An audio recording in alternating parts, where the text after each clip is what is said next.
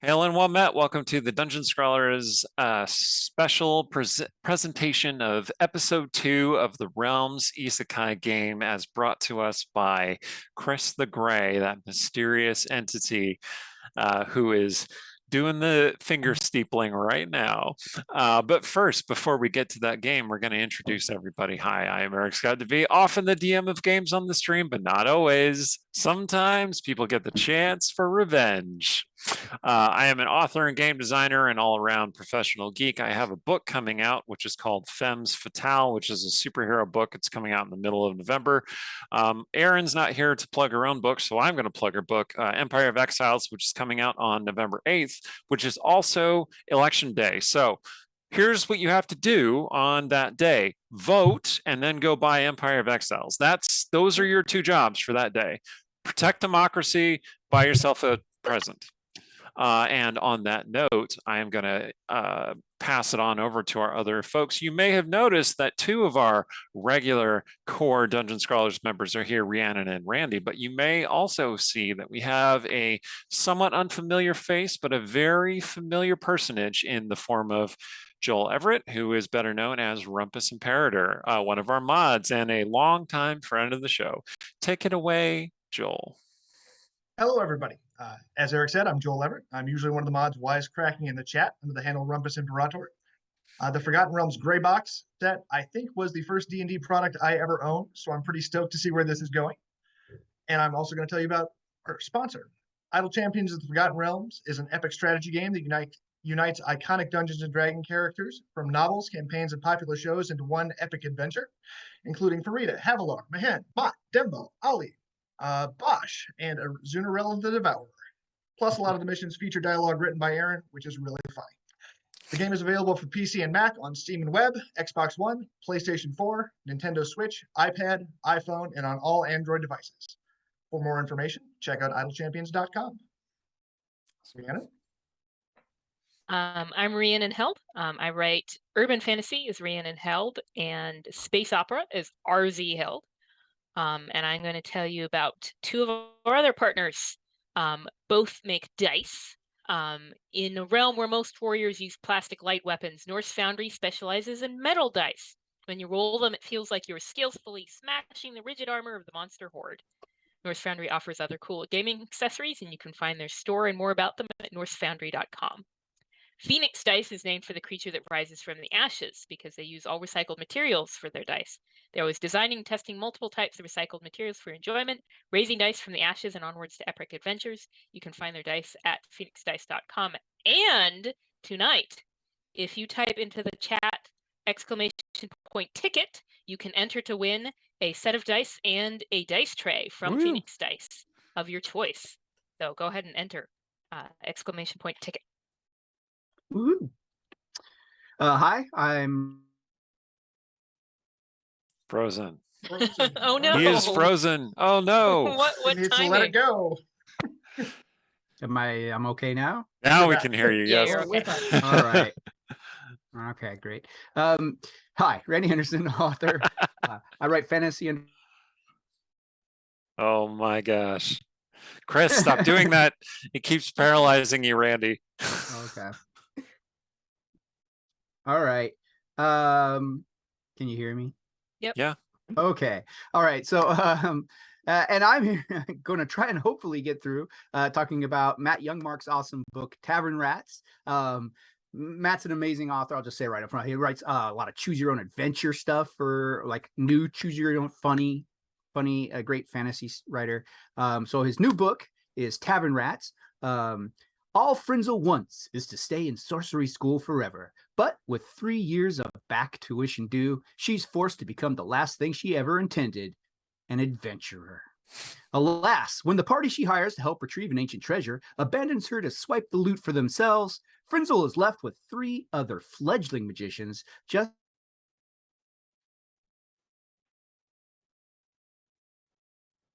party would take. Tavern Rats is a hilarious fantasy romp and a love letter to old school D&D, as well as the new generation of players discovering it today. Buy Matt Youngmark's Tavern Rats today on Amazon, or you can read the first chapters for free at youngmark.com. And Tonight, we are giving you. He's paused again. Okay.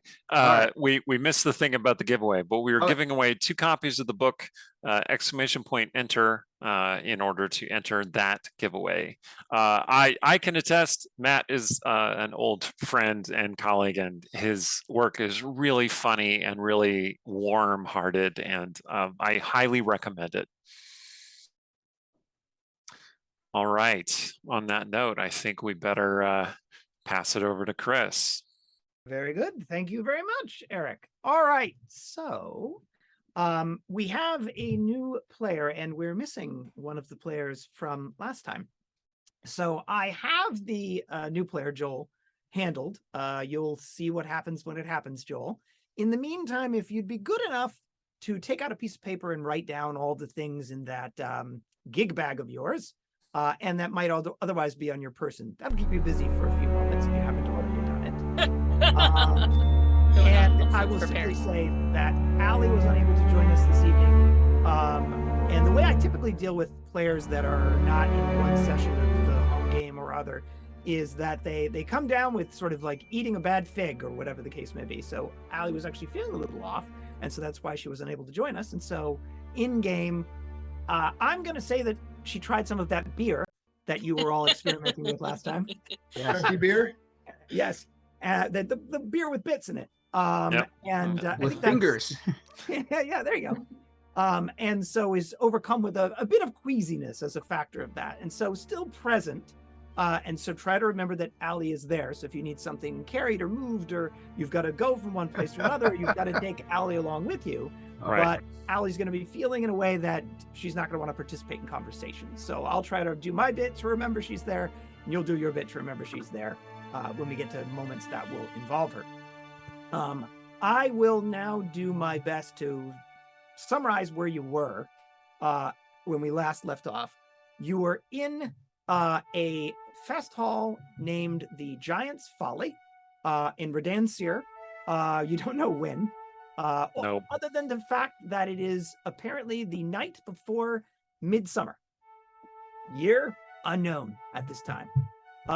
You got from where you started out to this little town. You made your way into the Giant's Folly. You sat down. You observed the place. In terms of summary, it's a tavern, which is 3 stories tall. The main room that you're in now is about 50 by 20. It's open to the 2nd floor. There are about a dozen pillars holding the floor up, and a walkway along to the 2nd floor, a set of stairs that goes up, a door that leads behind the bar to the kitchen, and the double doors leading out the front. There's a hearth that dominates the room, sort of poor lighting overall. And there are about a dozen tables scattered around the room. You were seated as a group in one near the hearth in one of the, I think Eric referred to it as shadowy corners of the room. And exactly. And then there's sort of an L-shaped bar, which has about 13 chairs at it. And there are a number of individuals scattered throughout the room. It's late at night. Mostly caravaneers, merchants, caravan guards, and some locals. There was the helpful tavern owner, Gandios, who is a halfling, that Randy was engaged in conversation with last time, trying to pass off quarters on him. And there was Ilu, who is the barmaid that was serving you all, brought you the beer with particulate matter floating in it, and is actually in the way to fetch you something to eat because you're all fairly famished. And then an individual, a mysterious cloaked figure, wandered in the front door, pushed their way through the stuck front door into the bar, the tavern, and made her way over to the bar. She looked at a glance from a distance, a bit like Aaron. And that drew your attention, which then caused, I think Eric, and I'm trying to remember whether it was, I think Eric and Allie, to go over and attempt to introduce themselves, startling this poor woman, whose real name you still don't know, because she seemed to think that she had seen Eric, or someone who looked an awful lot like him, die some time ago. Eric, overcome with existential dread, over this concept, gave ground and sat back down at the table. I mean, yeah, that sounds like me. Yeah, there was some discussion amongst the players, and then Rhiannon and Allie sallied forth to go back and attempt once again to engage with this person, find out who they were and what they were about. You asked for her name. She gave you a obviously fake name, Chard. You may get your meat in this place. And she's drinking tea at the counter in an attempt to develop kinship and or get her attention. You stealthily, rolling the best thing you could possibly roll in 2nd edition Dungeons and Dragons, because that's what we're playing here tonight, an 01 flashed the marks that you can cause to glow upon your chests, and there should be a picture of that mark in the center of the screen. There is, in fact, so that she could see the top of it, which looked a bit like a trident, looking very similar to a tattoo that she had on her left wrist. When you did this, she responded with surprise and a bit of aggression. And she said the following: I should have known she wouldn't let me do this alone. That slarning bitch. Is this what she bred me for? Is this why he laid with me? Well, you can tell them, all of them, that it is mine. And that's where we stopped last session. Yep. So, any questions, or shall we plunge right in? Nope. Plunging Good in to it is. go. Okay, so since Allie isn't here, Rhiannon, what would you like to do by way of damage? I mean, conversation in reaction to that remark from your new friend. Yeah, so I don't have backup anymore because Allie had to run out to the privy or whatever. Mhm. So I'm gonna hide the mark again, and then be like, we're not here by choice. Trust me, we are not here by choice. Her eyes will narrow, and she will glance quickly about the room, almost as if she's doing a count of something. Eric, Randy, anything? It's gonna be okay, Allie. I told you shouldn't have drank that. Little green in the gills. Oof. It's down. All right. Well, I'm not going to drink any of that beer, obviously. Do you have any idea who that is, Randy? No, I had my best guesses was Frida or Havilar, but if not, maybe someone related to them. I mean, if it looks like Aaron, I get the sense like you said that she thought you looked like someone who was the original Shadow Bane. So I feel like maybe your creations in this realm somehow resemble you in some way. So yeah, that's really unsettling. That's the only clue I have. I live in absolute fear of this moment of being Yeah. isekai'd into the realms and then meeting my own characters Right. and them understanding who I am. Like Right. that is the end of me right there. Wow. Well, I Face the mean, inevitable consequences of my own choices. it made You for good basically will. entertainment. You know who would really help at this point? Who would really help us would be someone who knows a lot of lore and is really good at figuring out Yeah. mysteries, like Rumpus, for instance. Yeah, How if come only Rumpus couldn't have come along? Imperator was That's a here. great question. If only he were here. Yeah. Hmm. I'll give it a few moments. You never know what could happen. So back to you, Rhiannon. Yeah. She'll conclude her quick survey of the room, and she will narrowing her eyes at you. She will say, sighing, "You expect me to believe that this is all just some coincidence, that you're not here for some reason, that your friend isn't a Thalavar, and that this room that we are sitting in with 13 pillars and 13 chairs and 13 tables isn't the work of the Horned One?" Oh, no. Hey, I ask mean, Rhiannon that. Oh my god.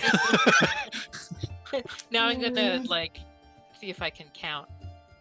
So you're doing your own math around the room. Yeah, doing that math. I'm not saying that any of that isn't true, but you may have noticed that I had not noticed that, so it can be true, and also we are totally ignorant of it. And I would suggest that, like, watching our behavior, ignorance is probably gonna rapidly start seeming like the more likely thing to have happened. She'll smirk as though that's amusing her. And she will say, apologies to Thalavar. Beldrith was killed by a monster of a man, and his belief that his faith in the Vigilant One required he place himself in the path of a bloody blade for a stranger. She looks a little sad. I warned him that he could not protect me, that wasn't his duty or his job. Now his wife and his boy will suffer for it. This is my burden. My choices are my own, and this is not your problem.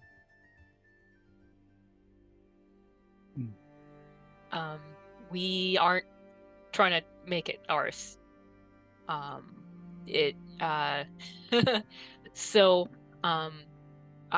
friend is not of the family Thalavar, but you have the look of someone that I know. Her eyes are narrowing dangerously again. Of the family Evans. But clearly you are unrelated to any Evans. She'll cock a head and say, that name is unfamiliar to me. Okay. Does the name Frida or Havilar mean anything to you, just on the off chance? Roll a 20-sided die. Remember, low is good. Really? I'll make sure to threaten it to go that direction instead. 10. All right. She either has a really good poker face, or those names mean nothing to her, because she didn't react in any way when you said them, and she will confirm that by saying no. Those names do not mean anything. And if you are attempting to do your best to guess at mine, she'll leave the rest of that unsaid. I don't know. Bristos? I don't remember. I'm bad with names that I remember. Are you going to say that to her? Yes. Okay. That got her attention. Her hand moves quietly towards the dagger on her waist. Who are you? She'll say. Be very careful with your answer. It's resting on the dagger. Someone from another plane where knowledge of this plane is part of our lore. So I've never met any of these people, but I have knowledge of them. Could Randy and Eric roll a 20-sided die for me? Let's see how much of this conversation you might be catching across the room. You are only 20-something feet away. I roll a 7. Well, and also I'll be like, yeah, I was gonna say suggest something she looks similar. to be in a maybe little like, bit of peril. Yeah. yeah, we read about you in a chapbook. All right, Allie, I got stay here. Whatever you do, don't get on stage and start singing. Okay, here we go. I got a 17. So. All right, so Randy, you can sort of tell that there's something going on up there based on the way that Rhiannon keeps looking over her shoulder, like, are you guys going to bail me out of this at some point?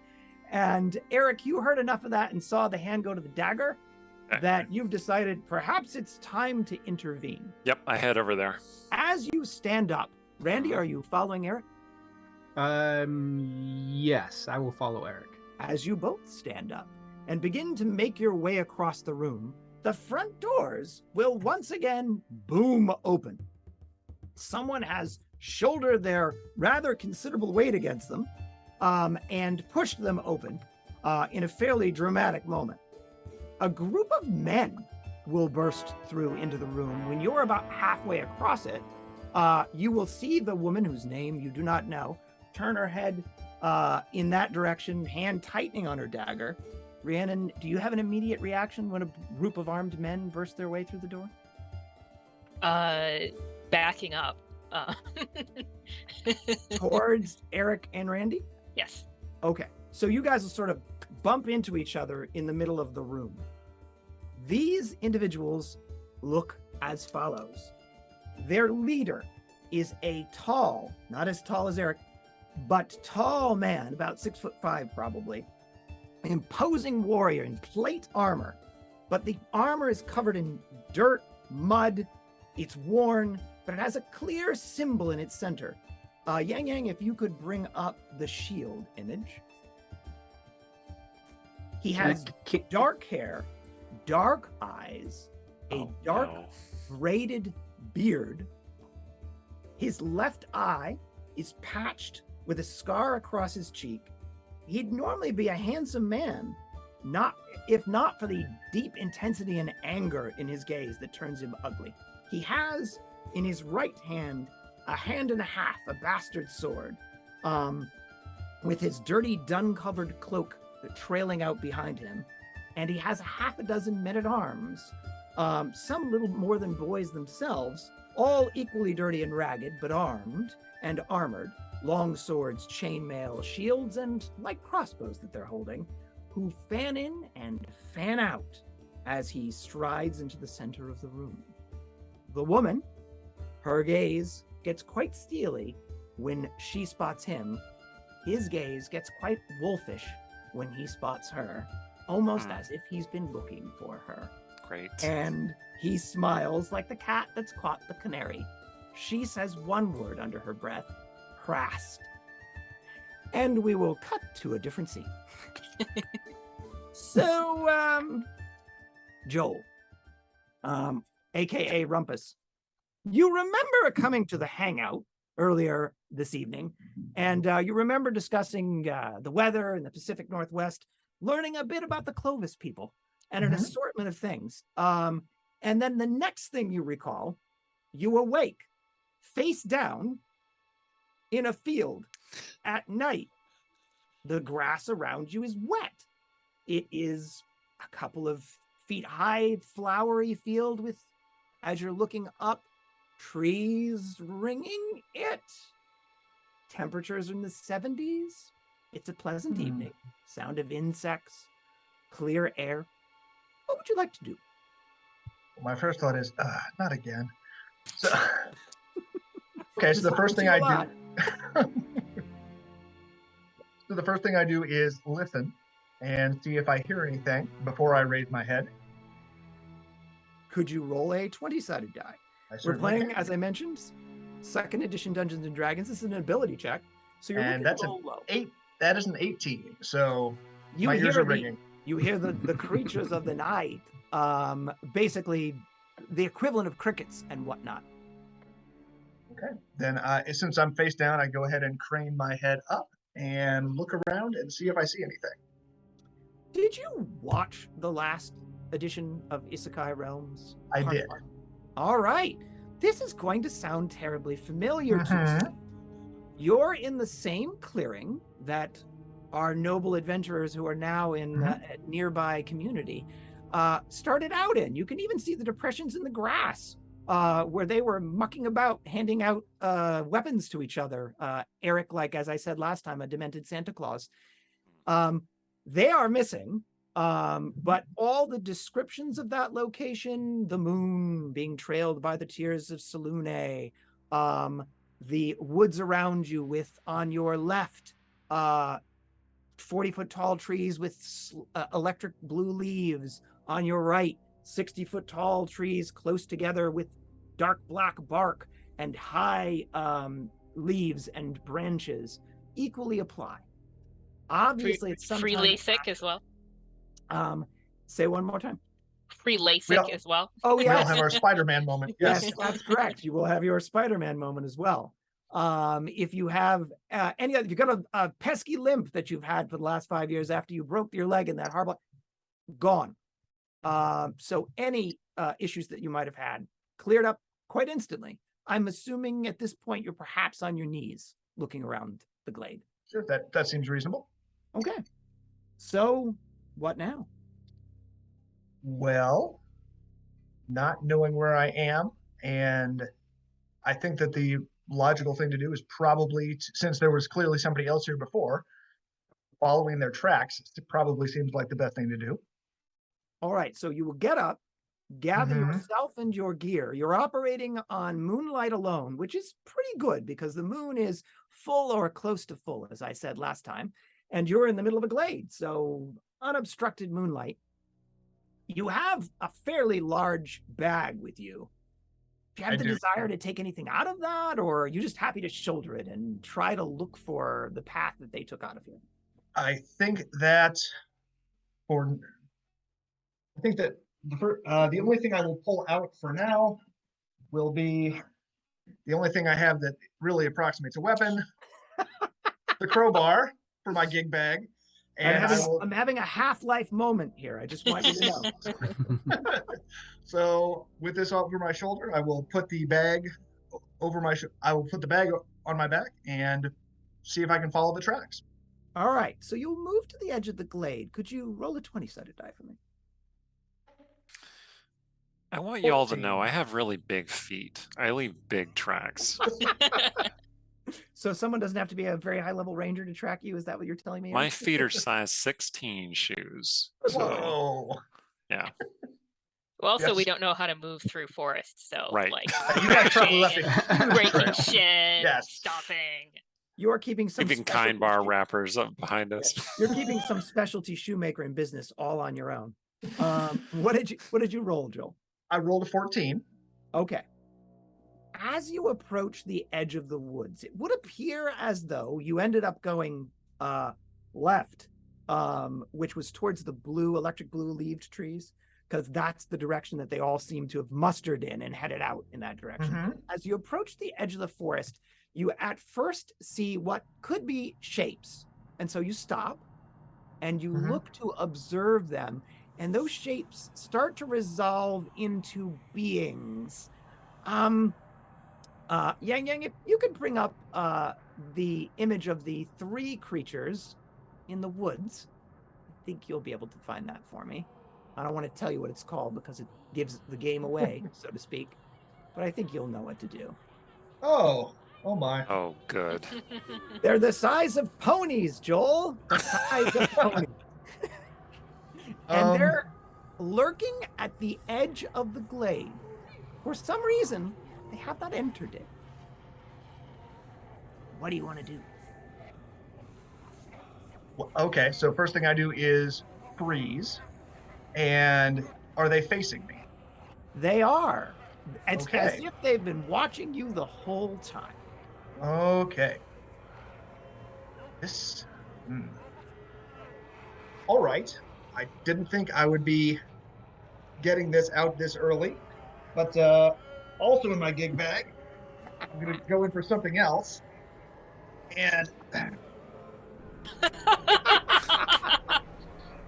My So- chemical reaction. I like it it. is. Fire And, you know, extinguisher. yes, Yep. I'm a pyrotechnician, so Amazing. so I have a fire extinguisher in my bag. I hope it works in the realms. There's no electricity, and it is fully We'll find charged. out. Yeah, we'll find out in a second. So one thing that so I'm obviously not going to do it in my house, but I'm going to pull this out and pull the pin, point it in the general direction of the wargs, make some noise, and spray it at them. See if the chemical irritant will run them off. What's the range you estimate that to have? Probably about 15. Hang on, probably says it. Probably about 15, probably 10 or 15 feet. Okay, so do you want to try and spray it about 10 or 15 feet from the edge of the glade, so you're kind of catching them in the Yes, edge I will. of the spray? Well, I will spray. Yeah, I will pop it initially as I move toward them, making noise and yelling. And if they don't move, they'll get a face full of chemical spray. Gotcha. They seem unimpressed by the fact that you are attempting to intimidate them with your stompiness and large humanness, almost as if they are possessed of an intelligence superior to that of the average bear, well, wolf in this case. But they're eyeing you with some interest. The lead one, which is ever so slightly larger than the others and scarred of face, will issue a howl as you approach, and they will begin sounding off around the clearing. You'll get to how the many do I point count? where you're going to try and give them a little squirt, back them up a bit.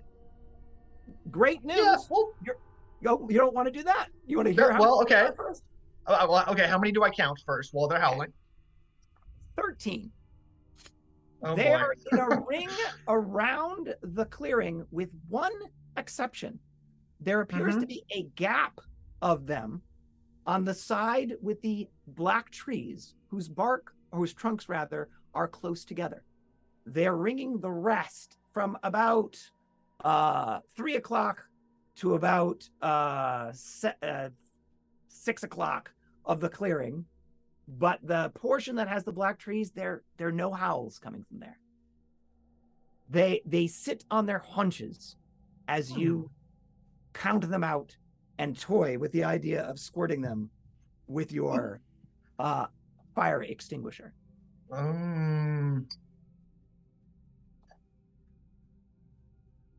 Hello. English? Yes, I don't speak Warg, so Are we Joel really sure doesn't you anyway. speak Well, you know what? I don't know. We'll Other find people out. manifested some weird powers, so I'll try saying hello. Excellent. So you will say hello to the wargs. At that point, we will cut back inside to the inn. So, as we left our heroes, there was a man who burst his way through the door with a group of armed men. The three of you huddled close together, so you are now functionally in contact with each other, about 12 feet away from this gentleman. And as I said, his men, little more than boys really, are sort of forming a semicircle to prevent individuals from leaving this place. I heard Eric go, "Uh-oh," when he saw the shield. So I'll lean kind of close to him and say, "Do you recognize him?" Whisper. Not the person, but that looks like the symbol of, well, it's probably the triad, because it has the scales of justice and the Tyr's hammer, but the red ribbons from Ilmater. It's probably a paladin Good guys, of some kind. bad guys. He's probably a good guy. Oh, okay. If So we're we in probably second shouldn't edition, try and I'm pretty sure Chris would have sent us a second edition. He's probably lawful good, which means, well, let's hope he's not lawful stupid. Hail! You shall say. Gandios, your tavern keeper, will, at about the same time that you say that, the man in question, whose eyes are on the woman whose name you do not know, will flick a glance over at you, look you head to toe, and dismiss you, turning his gaze back at Gandios. Gandios will say, "Well met, and fair eve, good sirs. Welcome to the Giant's Folly. I'm afraid I must ask you to lower your arms." He is then cut off by this fellow who has a deep voice with a definitive Slavic accent, which I'm going to do my best to emulate. "I am Kavalos Galanis, Knight of Holy Judgment, sword in service to the just God, and I am here," he points with the tip of his bastard sword, "for that woman," spits the word woman out of his mouth, pointing with the tip of his bastard sword at the woman whose name you do not know. "Stand aside and do not attempt to thwart my lawful purpose." That's a beat to see if you guys said anything. What is this lawful purpose? Will say Eric. She will respond after a barked, bitter laugh. "Lawful purpose. Is that what you're calling butchery now, Tyrion?" He shall respond to her. "Silence, blasphemer. Did you think your tricks would stall us forever? Rea Kakistos. I name you thief, betrayer, murderer, and diabolist, and I claim your body and your soul for the justice of the maimed god." She, displaying a fierce grin, will reply, "I've run far enough. If you want my body, come and try to take it. My soul is already claimed." This is the point in second edition Dungeons and Dragons where I say it's about to be a round, and I ask you guys, what would you like to do? Talking goes first, so if somebody wants to say something at this juncture, you have the opportunity before we roll initiative and go much further in terms of declared actions to interrupt this conversation. I'm going to keep trying to talk it down. I don't want it to turn into a fight because we're gonna die. Or start running now to get could. out of the range Could. of this fight. I was gonna say we should take cover in case there are like, you know, area effects. I've never experienced an area effect in real life, but I don't want to. Oh, I think those crossbows are going to be more than sufficient. And They're called murder pieces in the realms, by the way. Right, but That's a frequent nickname for that weapon. I'm getting the feeling she's gonna unleash something to, you know. Maybe and it not would at us. Yeah, Maybe. but I don't want to be in between. Oh yeah. Get caught in the Don't wanna- blast. Where are we I mean, located? so- Physically, are we in Yeah. between them? You are not. Okay, all right. Again, we're operating in the theater of the imagination. You are sort of off to the left-hand side of the doors. Okay. They are directly in front of the doors, blocking everyone's exit. The only doors out of this room are the front doors, one door to the kitchen, and some stairs upstairs. They're between you and the stairs upstairs and the front door. And the woman, Rhea, Kakistos apparently, is standing in front of the bar, which puts her to their right about 10 feet away and about 12 feet from you. So it's sort of like a triangle with you, them, and her. It's funny you should say Randy and Rhiannon out of the way, because everybody else in this room, when that just Out of the happened, way. started throwing themselves behind cover. The man who was seated in front of the bar, the wealthy-looking gentleman, will scoot around to the back of it. The bouncer, for want of a better term, is now standing at the edge of the bar. The halfling owner will duck down below it, and all the people who are at tables will get under or behind their tables in an attempt to stay out of the middle of this fight. There are 3 people, the barmaid, the Asian woman, and the boy, who were setting up decorations on the stage at the left-hand side of the room. The boy attempts to put himself in front of the 2 women, and the Asian woman pushes him out of the way and starts pushing them all behind the curtain. That just leaves all of you. So what do you want to do this round? Eric, exactly what are you saying? Okay, here's my pitch. You gonna say that? Okay. Champion of Justice. Havalos, was it? This woman is in my custody. If you wish to take her from me, we must parley. Could you roll 2 10-sided dice for me, Eric? Yeah, okay. Like percentage dice or just 2 10-sided dice? This is a reaction adjustment in 2nd edition Dungeons and Dragons. What we do is we take the 2 10-sided dice, add them together, and we would add your charisma adjustment, which only I know at the moment. Thanks. Yeah, your assessment of my charisma. I am definitely going to trust that. I rolled a 6 and a 9, friend. All right, so 6 and 9 is 15. That's not bad, really, in the grand scheme of rolling things. So you will say that. That isn't going to stay the hand of people that are already in motion. So I am going to give you guys a chance to declare actions for me, in addition to speechifying. So Eric, I assume to sell the seriousness of your speechifying, you're simply going to stand your ground and await a rational, measured response. Yes, I have my sword, but it's not up, and I'm not going to attack. I'm looking to honorably negotiate with this fellow lawful individual. Excellent, excellent. Cavalos was his name, Cavalos. Cavalos. I see. Rhiannon? I am ducking nearest table. Yeah, that's a good idea. Join Also a whoever's good there. idea. And No, I agree.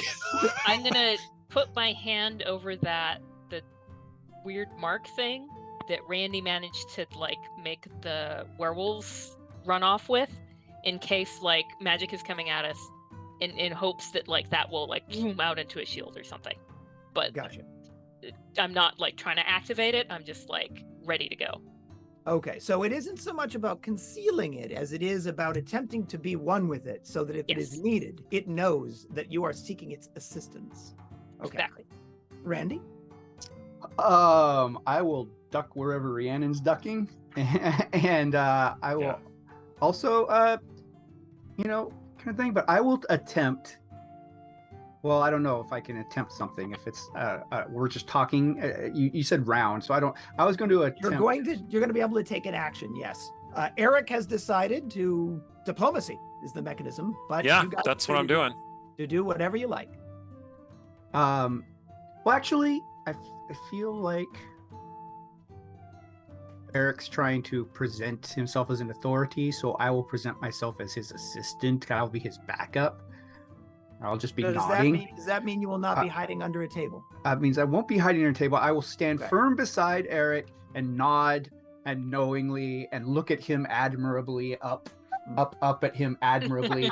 And Just gonna I will and meanwhile I will place my hand on my chest and I will attempt I will attempt to calm the situation with whatever power came through me before. In 5th edition, my Rogar character would frequently use a calm emotions. I don't think that existed in 2nd edition. So I'm trying to just evoke whatever would be similar to that would like basically bring down the heightened situation, hopefully, and or enhance Eric's diplomacy, his influence without them feeling manipulated. So is it safe to say that you're attempting to tap into the power of the mark if Yeah. it has anything to offer you in this situation? Yes, in a way that would not trigger they wouldn't feel attacked. This is a safe space here in this giant ship tavern. Like it's a lovely giant ship. It's a lovely. We're just here to talk. And All right, and so Rhiannon, you were still solidly behind that overturned table. Absolutely. And I'm gonna be like, Eric, Randy, Eric. this is but our not best with- shot, but if we die, at least you could tell the story. Yes. Tell Allie what happened. The boys, Allie- look what Allie they did. will also throw herself down behind the table, Good. gladly spilling that beer on the floor. Thank Of you, note, Allie. you never got your food, so you're still all very hungry. And now I'll introduce you to initiative in 2nd edition Dungeons and Dragons. That is achieved by rolling a 10-sided die. I'm rolling for the other guys. We won't call them bad or good. I just rolled. And you add certain modifiers to it. So usually just to do something as a human-sized person is a modifier of 3. So I'm going to have you roll. As I mentioned, Eric's speech went first. But in terms of when you might be otherwise able to react, this will give me a sense of that. So if you could each roll the d10 and add 3 to it. Joel, hold that thought. You're facing a pack of whatever's in the woods. So I rolled a 4, You'll get your added 3, got a 7. okay, so 7 for Eric. 8. 8. Looks like Randy also got a 7. Correct. Okay. So you will give your speech. Kavlos will say to you, our claim comes first. Says that, and then he acts before 7. He raises his sword and lunges forward.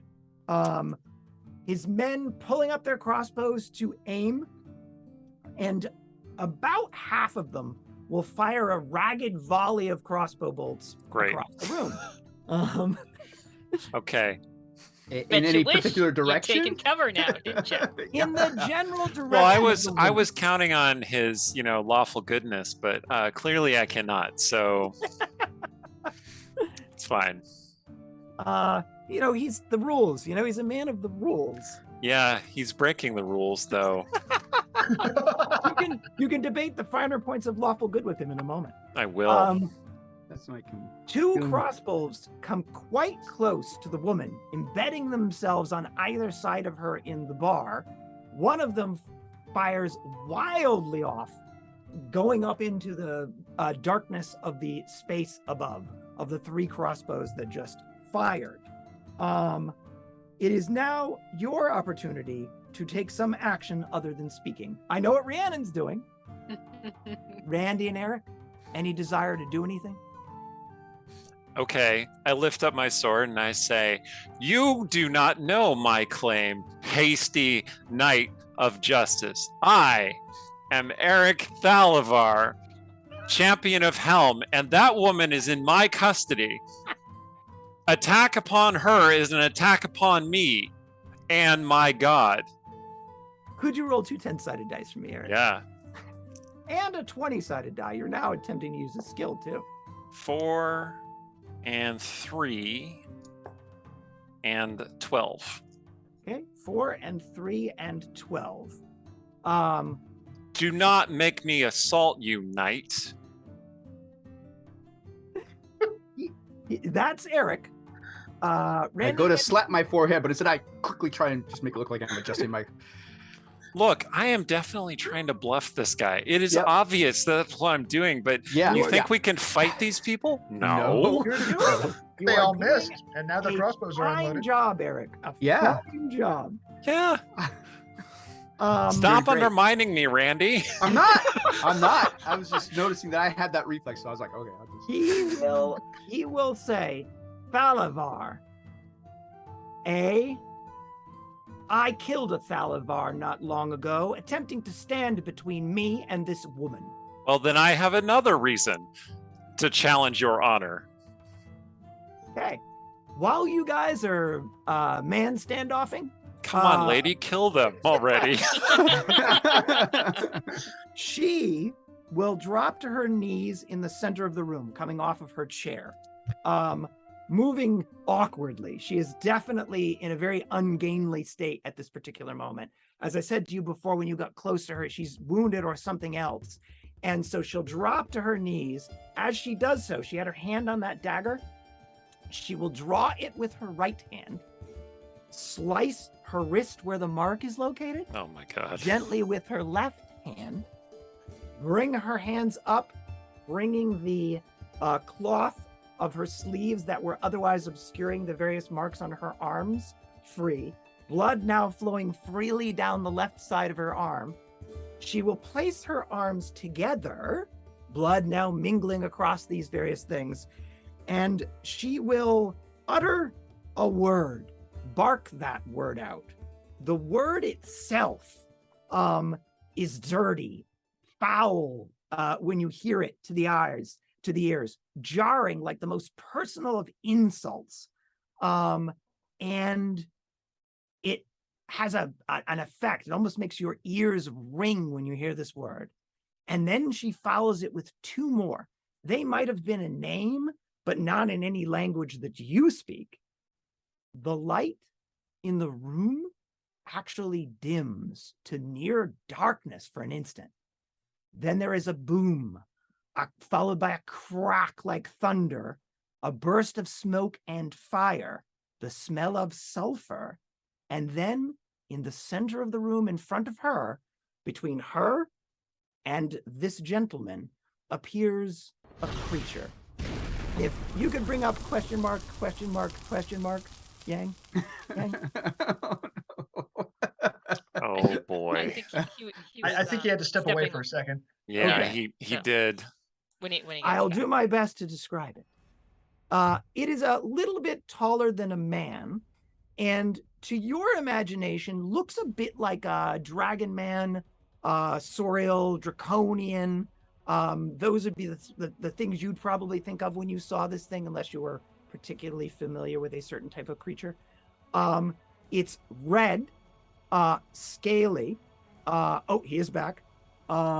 If you could bring up Yang, question mark. It's cloaked, winged, with draconic batish wings. There it is. And it is carrying what looks like a mace of some kind.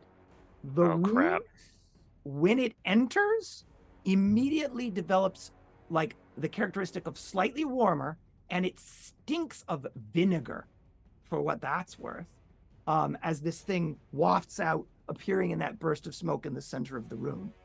Men and women alike, all over this room, begin screaming, because That's terrifying to the average folk. Well, it's terrifying to you too. You've never in your lives, regardless of the most horrible things you've seen anything like this. And your mind threatens to go slack for a second before you feel a pang over your heart that jars you back to consciousness and an ability to act. Something has just shielded your mind from insanity or worse at the sight of this particular creature. It rasps out one word: paladin. And what do you guys want to do now? I feel like maybe we chose the wrong side, but then also maybe we chose the winning side. So It's not the wrong side.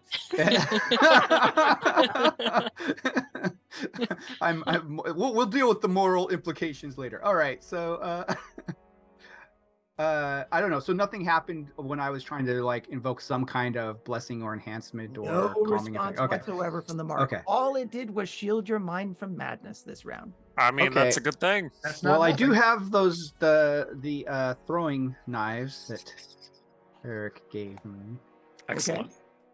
and So, Eric has his sword. So if Eric attacks, then I will.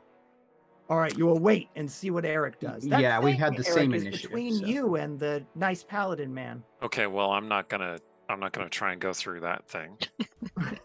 Fair enough. So what are you going to do, Eric? There are crossbowmen, right? There are 3 of them that have their crossbows aimed at you all that have not fired yet. They're probably going to go pretty quickly. And there Put are down 3 your murder pieces, and and yon creature shall not harm you. What I say. and there are 3 more radically cranking their weapons to try to get them back in serviceable condition. So you just took credit for control over this beast. Not really. Okay, fair enough. Flee while you have the chance. Okay, so that's She Eric. is in a mood. Yon lady is in a mood. Okay, thank you, Eric. Randy, I'm you're gonna back backing away Eric up. from the center of the room. Let's go toward Yeah. cover. Yeah, Brandon yeah, had the right idea. yeah. I follow Eric. I continue to back him up and try to look menacing. When you back him up, you back him up from behind his back. Like that's Yeah, the I'm back. watching his back. I'm Okay, like, you got know, I keep an eye on, you know, like making sure none of the crossbow Yeah. folks are gonna fire Joel at knows us. what I'm talking about. Joel has the right idea. Yeah. Okay. And Rhiannon, you and Allie peeking out around the edge of this table, seeing that madness underway, hearing people whimpering around you. So here's my idea. I don't know how far I can get in it. What I want to do is, with Allie's help, start like talking to people and telling them to tip the tables on their side so that it's better like cover, and see if we can sort of start tipping tables over on the way to the kitchen door and like getting other people to go with us. Because clearly they're super scared and we're less scared. So I'm hoping that sort of being like, do this, go over there, like will sort of help them move. All right, so you are attempting to shepherd some individuals who are hiding out of hiding and towards the only door that it looks like a person can actually get to in here, which is the kitchen door. Okay, so that will be you. So if you guys could again roll d10s for me, adding 3.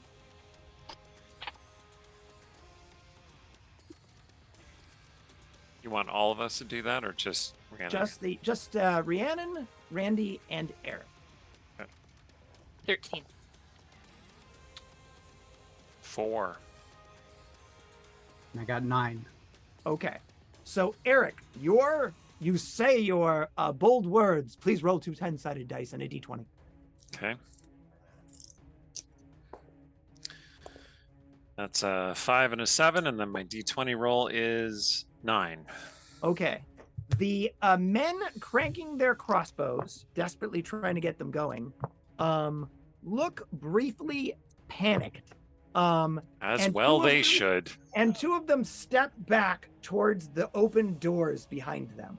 One still furiously cranking away at his crossbow. The other two looking to move towards the doors and get out of this room. The men with crossbows ready to go, aim them in the general direction of the woman on the ground. You're able to take a step back now if you'd like.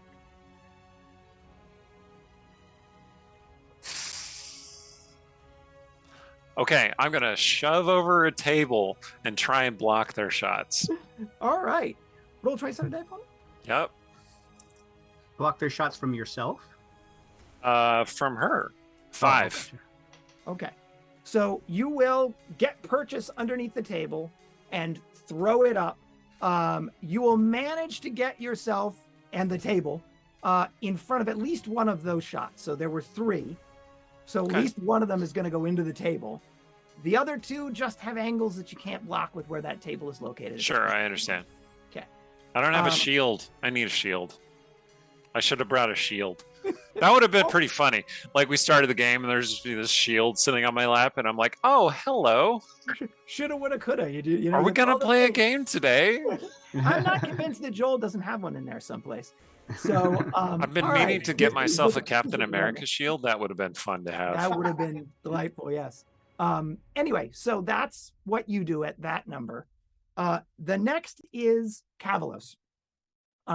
He turns to face the devil, taking a shield off of his back, because he has one, engraved with the same image as the center of his plate mail. And he says to his men, you two, the woman, kill her. To the men who have a shot on her. You two, with me, devil, fight me. To draw its attention, and clangs his weapon against his shield to orient it on him. Next is the devil. It leaps at him, but it's not really leaping at him, it's leaping by him. And it, in fact, crashes towards the open doors, barreling through them and out into the square beyond. As it goes, it swipes with its fierce-looking claws and, one moment, tags the 2 men who were attempting to quietly back out the doors. These wounds don't look fatal. They're just scratched, one across the face, one across the neck. But could each of you please roll a 20-sided die? And I missed it. Were these men civilians or 2 soldiers that were trying to? Oh, sneak they away? were soldiers. They were the Okay. 2 men that Eric intimidated I into rolled a back. 12. Oh, okay. 20-sided. I got All of us are rolling a now? 9. Yes, just the 3 of you. Okay. Okay, 12, a 9, and Rhiannon? 6. Okay. So Rhiannon and Randy will notice this. Eric, you didn't. There's a big table you're trying to use as a shield, so it's clear that you wouldn't pick up on this. But the I think wounds. someone that the decided men- my wisdom was only like a 10 or 11, so. That's That's average. pretty average. Sure. Okay. The wounds that they sustained immediately begin turning black. There's something in those claws, and it's not good. So, note to self: don't get scratched. Hmm. Yep. The Yeah, devil, yeah. with Cavalos following it with his body and his eyes, has burst itself out into the square. Great.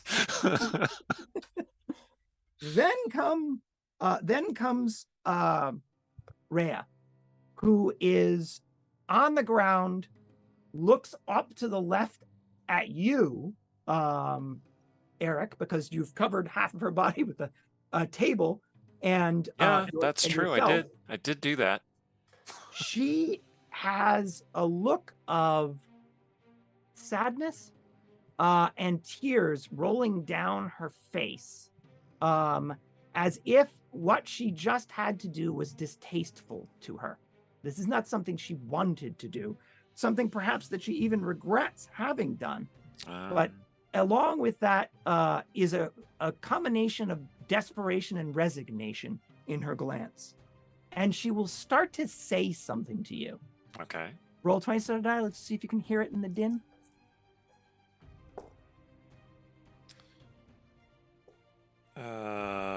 7.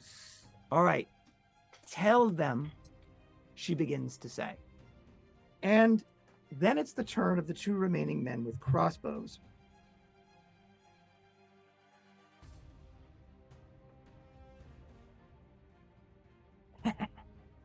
I'm going to introduce you to a mechanism in my game. It's called the open-ended D20. When you roll a natural 1 or a natural 20 on a 20-sided die, you keep rolling. And if you roll again, you double your damage. If you roll again, you triple your damage. If you roll again, you quintuple your damage on a 20. On a 1, things just keep getting worse. Between dropping weapons, breaking weapons, injuring yourself, injuring your friends, etc., etc., etc. A lot of game systems call it an exploding die. So exploding D20. So far, I've only rolled 120. And it looks like it'll stay at that. Okay. Great. We tried to save you, lady. We did. We really did. I did roll maximum damage with that. What did you call it? Murder what? Murder piece. Murder piece, however. Yeah. So it will come hurtling at her. And basically it'll nick her in the throat. Oh, God. As it zings along, basically coming from the right-hand side of the room, the portion that you are unable to shield with the table. And you'll immediately see her begin to bleed freely from what is clearly a very serious wound to her throat. 8. Okay, so and now we will go back to the glade. And if you like, we're actually ahead of schedule if you want to take your first break. This is a good time to do that. Oh boy. Yeah. I'm sorry, Aaron. We're trying to make sure your books happen. All right. Yes. Cue us up for that break, Yang Yang. We'll be right back. Don't go away, everyone. We're back. Do your worst, Chris. I mean, I know you will. Nope. Oh yeah, now All right. So yeah, right when we're back to Rumpus. Yeah, I was just gonna say you're just training it in on poor Joel here. That's not helpful at all. Gotta find the right music for this. Wow, what's the right? So Joel, you're experiencing some quality time in the woods with 13 pony-sized wolves. You decided not to fire off your fire extinguisher at them at this point in time, instead opting to try to get a sense of where they were, how many there were. You now have a much better sense of those things. So what would you like to do about it? Well, they have not entered the clearing. That is correct. And they are clearly waiting for me to do something. So these are, I presume, wargs. And the fact that they are 13 is a little concerning, though since I haven't seen the other 13s yet, it could just be a coincidence. But I'm going to stop and say, well met. If you are trying to shepherd me to somewhere, take me to your boss. They seem not to necessarily understand English and or common at this particular moment. But when you pointed out shepherding, the lead one, for want of a better term, stood back up from its haunches and began cautiously approaching the edge of the clearing. It looks hungry. Okay. In that case, I go ahead and fire off a spray of my. Oh, you know what? I'm gonna skip the fire extinguisher. I forgot I had this in there. A flare. A road flare. Yeah. So. Yep. So putting the fire extinguisher down or back in the back? I'm going to set that down next to me so I can pull it back up quickly if needed. And then I'm going to pop the cap on this and say in my best commanding the dog voice, "Stop, I thought you were going to say sit. bad dog." Yeah. There you go. If you could please roll 2 10-sided dice for me. I wonder how they like being called dog. I have got a 5 and a 3. Okay, so a total of 8. Your flare will light up the night. Whatever chemical reaction that was designed to cause that flare to function apparently functions just fine hereabouts. And the warg will stop, was putting cautiously one paw after another as it was headed in your direction. It just stops when the flare lights up, and it follows with its eyes the lights from the flare as you're waving them around. You feel, as you're doing that, a warmth blossoming over your heart. 1, 2. Okay. Do you want to look down to determine whether there's something going on there as you're moving? I continue manipulating the flare in a figure 8 pattern, and then yes, I see what is going on with my chest. At that location is a mark very much similar to the one that you saw a picture of last week. Yang, if you could bring that up again so that if Joel wants to admire it, he can. It is glowing a rosy red at this particular moment, starting with nothing and sort of glowing up to the illumination of a candle. The warg, I'm using your words here, has placed its paw cautiously on the ground and is still observing the motions of your flare. All right. How big a gap is there between the wargs? Are they more or less evenly spaced other than that gap? The 3 wargs that are, for want of a better term, facing you sort of across the clearing, that are about 20 feet away at this point, one a few feet ahead of the others, sort of pushing towards the edge of the clearing, are the ones that you could see. You could hear the rest. The clearing itself is about 40 feet oval. So they're arrayed around it. There's about a 10-foot gap directly behind you in the direction of the black trees where they aren't. Roll a 10-sided or a 20-sided die, rather. That is an 11. All right. You mentioned shepherding earlier. Mm-hmm. If you get the impression that they're trying to get you to go somewhere, maybe that's where they're trying to get you to go. I kind of figured, but I would rather not turn my back on them if I've got an option. I'll try again in case they're playing dumb. Like, lead on, and I gesture with the flare in the direction of the opening. Okay.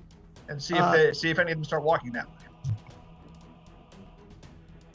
The lead animal begins moving forward cautiously again and reaches the edge of the glade where the trees stop and the meadow begins. Taking a cautious step into the meadow. It's almost like you've invited the vampire into your house, because it puts its paw down and seems pleased by the fact that didn't hurt it in any way. It howls gleefully. Oh. What do you want to do? I have made a mistake. Terrible miscalculation. Yes. Okay. Then I say, you may not enter. You may and you may move around.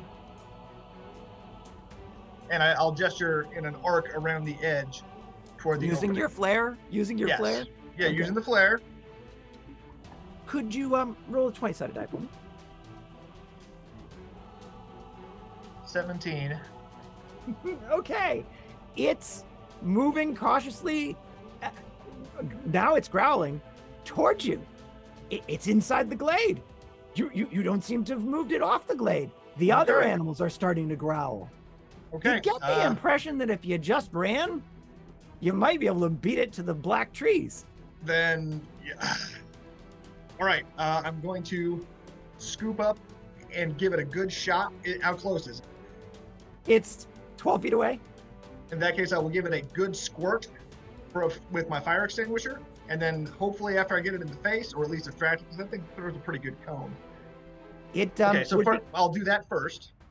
It would be good to roll another one of those 17s.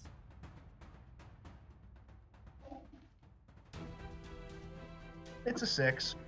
Okay. You'll just paste that spray of white foamy fire extinguisher materials sort of broadly across the front end of you. And some of it will splash on the creature, at least confusing it, if nothing else, because it didn't burst into flame. It didn't melt away in acid. It doesn't really hurt. It's just wet.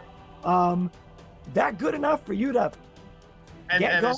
As soon as it hits it, I'm going to drop the extinguisher and still holding the flare. Okay.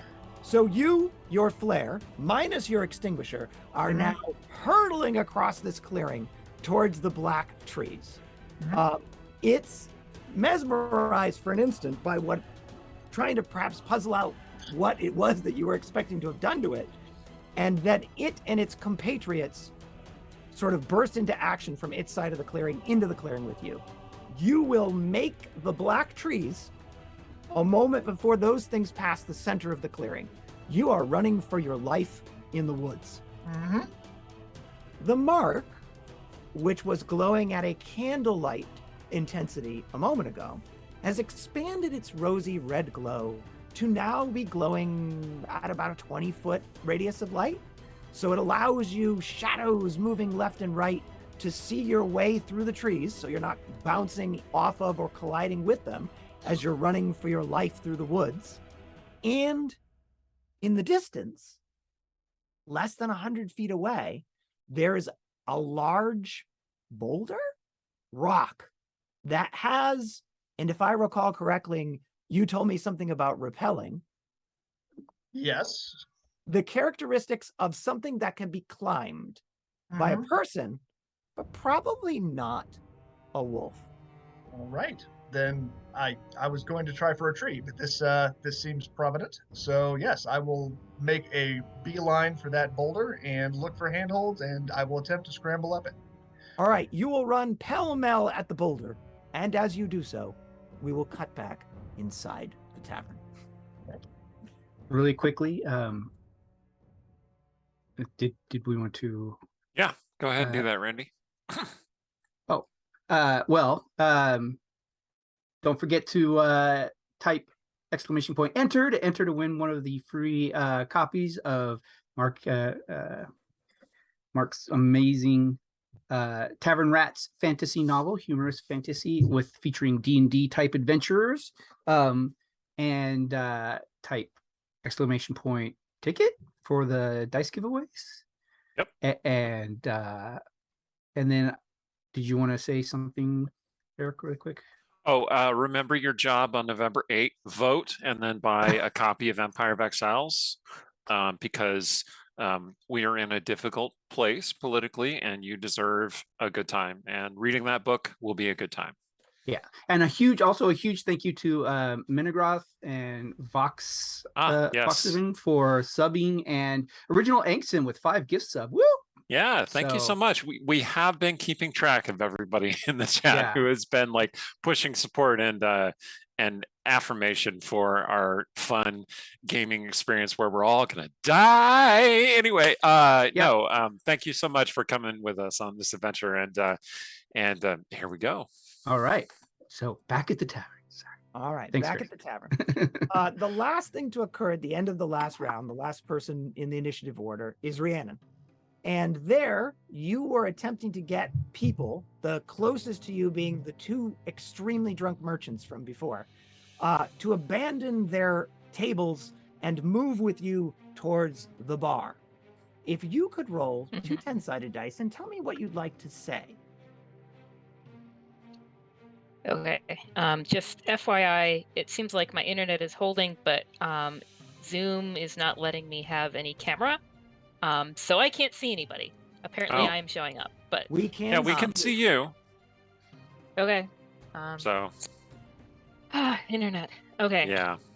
2 10-sided dice, 3 and 7. Okay. So, and what is it you would like to say to these men who are clearly in terror, huddled behind their table? This way. We can get out this way. Okay. One of them looks up at you desperately. Your voice cutting through the fog of fear around his mind, and lunges at your legs. Barely missing you in an attempt to grab onto you and have you drag him across the room. The other man hunkers down even tighter against the table. The table is safe. Protect the table! What would you like to do by way Protected of response? by it. I mean, move on to the next group. All right.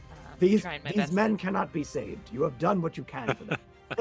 Move on to the next group. I mean- Okay. Allie is just behind you trying to pull you along towards that way because clearly you have a plan here, and Allie is backing you up with that plan.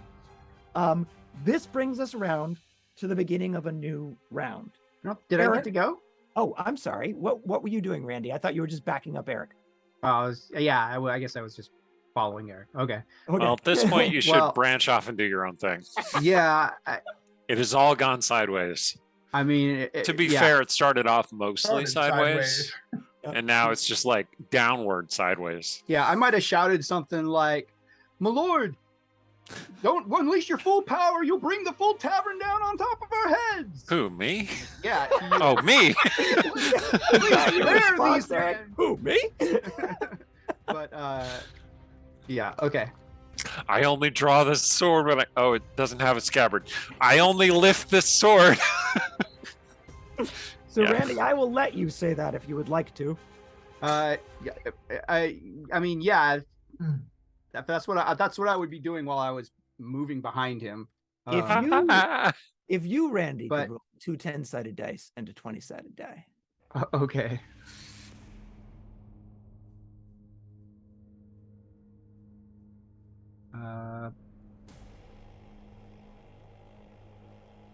Two die 10 was a 10 and a 9, 19. and one die 20 is 18. All right. The two men who just fired their crossbows at Rhea on the ground, one of whom striking her a deadly wound in the throat, upon hearing your pronouncement about the power that your lord, Eric Scott-to-be, is possessed of, choose to retreat rather than continue this fight and give ground out into the street where the rest of the fight is taking place. So by backing Eric up, you've just backed Eric up. Excellent. And that is the conclusion of that round. High five. Oh So shit, now- staunch the bleeding. Yeah. So now we're at the top of the new round. Cavalos and the devil are out in a brutal dance of battle in Yeah. the street, in Fair. the square. His men falling back, stricken, or attempting to assist him in that fight. Rhea bleeding out, dropping to the ground as she's no longer able to stay on her knees. Everyone else hiding in terror, with the exception of Rhiannon. Could you roll a 20-sided die? Okay. 15. The halfling, who is peeking out from behind the bar, looking at you, closing in that direction. So what do you guys want to do this round? And I'll start with Randy. I snagged my first aid kit out of my bag, grabbed the gauze, and rushed to the fallen. Forgot her name already. Sorry, Rhea. Rhea. R-H-E-A. Okay. Have you any specific first aid skill or just a really cool bag? I mean, I have to like do the first aid certification thing through work on a regular basis. So, but I don't practice it. So Basic first aid training. basic first aid training that you get every 2 to 3 years. They give the little card that says, "Yeah, you're not completely I useless. mean, that's and not then- nothing. That's not It nothing. is not nothing. We will get to what it is in a moment. Enough to apply a neck tourniquet. Yes. Yeah. enough to know. Yeah. The tourniquet of Vecna.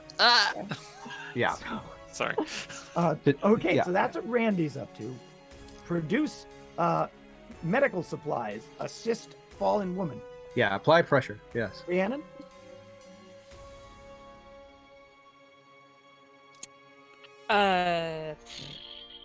I mean,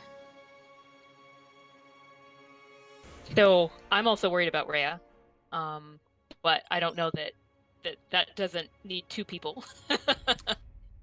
And also, And Randy hasn't acted yet. So if Healing you're potion. both thinking independent stuff, that's perfectly fine. Okay. I mean, so the demon thing is now outside, so there's less Correct. pressing issue to try to like get out the back. I mean, we'd be going out the back rather than the front, but still. Owing to some clever play on the part of both Eric and Randy, they have tag teamed the baddies out into the square. So we're safe for maybe this round. No, but I said maybe. Rhiannon's the real hero. She saved the civilians. Yeah, yeah. Well, I mean, tried. Yeah. We're Too occupied with the crazy devil lady. Yeah. Why did we side with her? I don't know. I mean, she looked a little bit like Aaron, so we felt. Yeah, some we kind of like connection. Erin. Buy her Yeah. book. Anyway, Yes. Well, so she was looking unhappy about having summoned the demon, but that was something only Eric saw, right? That's correct. The Um, regret in her eyes and the tears rolling down her cheeks were only something Eric saw before she caught that crossbow bolt in the throat. And then she've had a lot of regret. Yes. Yeah. big roller coaster of emotions, really. So, I was saying in the Rhiannon? chat, she had the Amelia Clark like eyebrow thing. Yes, going there you go. on. So it's all Eyebrows over. doing the wave. Yeah. Yeah. You're trying to decide, do I burn King's Landing? I don't know. Anyway, Yeah. so Rhiannon, do you wish to go over there and attempt to render some aid? See, the thing is, the last thing I saw, she summoned a demon, and it was like, that was bad news. But Look, she it's a shouldn't die, devil. That so- might make it a little bit better. News Okay. was bad, especially for those poor guys on the ground with the gargling black throats. They don't seem happy. We're not doing first aid on them. No. No. I mean, I'm gonna go and render first aid, but I don't have any supplies. So what I'm gonna do is go up to her and then arrive at her and then cast about for something to use to put pressure on the wound. I mean, if we arrive at the same time, I can see that you like seem to know more what you're doing, more confident, and I would just hand you the gauze and the first aid kit. I mean, I I know was more about training to than you, ask but that question. What is your level of training with battlefield first aid, Rhiannon? is the same. The Okay. Red Cross CPR. But you're projecting confidence, and that's enough for Apparently. Randy to So hand let's over the do it. supplies. So we're gonna call this a Rhiannon Randy. Maybe I was gonna try and come up with like a shipping word to slam your name to that. Like a joint. You know, this is gonna be one of like a Spike Lee joint. You guys are working together to try to save this particular person. Okay, Eric. R2 synergy. There you go. Okay. Yeah, I am going to look around for that halfling, the bartender, right? And I'm going to say, have you a healing potion? Does anyone have a healing potion? You, merchant, My give me a healing potion. Okay. So you will call that out. You will wait to see if anyone responds to your inquiry as they are rushing over to render aid. So again, if you could all roll those d10s for me, adding 3. 5. 11. And ready? 11. Okay, so it looks like you guys are acting, the 11sies are acting at almost exactly the same time. Eric, you'll call out the bartender. If you can roll a 20-sided die, let's see if you see him, because he was in a position where Rhiannon could kind of glimpse him, but I don't know if you can from where you're standing. 8. You can see a piece of him. Okay. will keep his head out around the bar and sort of shrug at you. When you say that, No healing Just potion? Okay, I go nobody over to else. one of the merchants and I just take the potions off their belts. nobody else in here is throwing their hand up in the air to. Great. to Yeah, I just go want their potions. seize potions from people. Okay, so you will move to the merchants that Rhiannon was attempting to liberate, and you'll begin searching them for things that can hold liquid. I am on Helm's business. Wow, you're flashing this badge you made up. Committed. Hey, I have the mark, you know. You do? I could show it off to people. Would you like to? No, I don't have time to do that. Okay, fair enough. If you could, I don't want to add more to my initiative. if you could please roll a 20-sided die for me to pick out the shiniest potential liquid holder on these two fellows. 13. Okay, one of them's got a flask at his waist. Grabbing that? Yep. Okay, you're grabbing that flask at his waist. Is it You an have iron flask? It is not. Is it made of metal or glass? It is made of metal, but it's Okay. not made of iron. All right, that's fine. Okay. Yeah, metal flasks are usually what they keep healing potions in. It has Season the it has- means of protection from the merchant class. Yeah, Does there it you have a go. rune on it? It has a cork with a slight chain that leads from the lip to the pierced through the cork itself, so that I it can be resealed and unsealed and resealed. Yeah, Meanwhile, I'm taking that. Meanwhile, the 11sies. So you have arrived, Team 11, at the downed woman who is gurgling, spitting up blood out of her mouth and out her throat, and growing pale. Could you each roll a 20-sided die? Okay. 2. 15. Okay. Randy, you're just busy handing over gauze pads. Rhiannon, you're taking what Randy has and trying to put it to her throat. Ooh. You know enough about first aid to know you don't know how to stop a carotid artery wound. You're pretty sure these gauze pads just aren't going to do the trick. Don't they burn them? Like, don't they like try to cauterize them in the shows and stuff? I don't know, like bleeders. Should we just try to like? So you're Keep her trying to- alive until I get over there. Yeah. These are second edition rounds. It'll be a couple minutes. Grab a candle. Yeah. So it's probably going to take something Call more. upon the mark. Call upon the mark. Are you going to say that out loud, Aaron? Yes. Okay. Ooh. Rhiannon? Yep.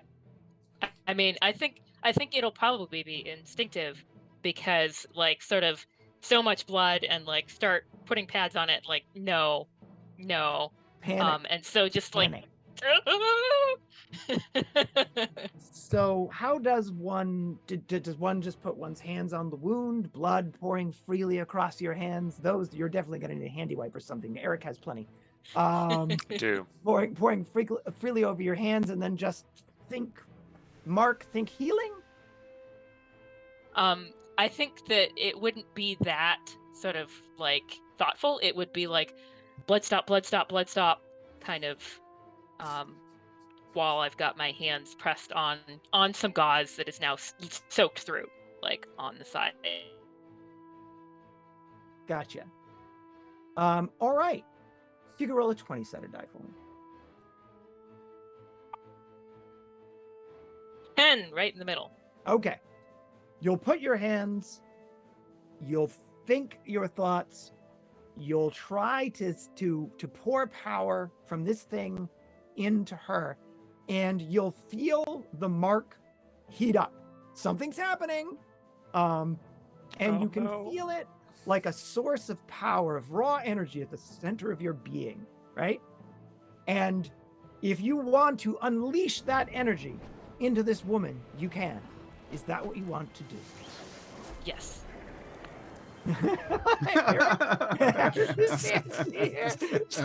Unlimited power, Eric. So, Randy, you're watching this. Yeah. Eric, you can see it because you've got the thing from the merchant who just gave it to you. Because if you want to rob him, I guess now's a fine time.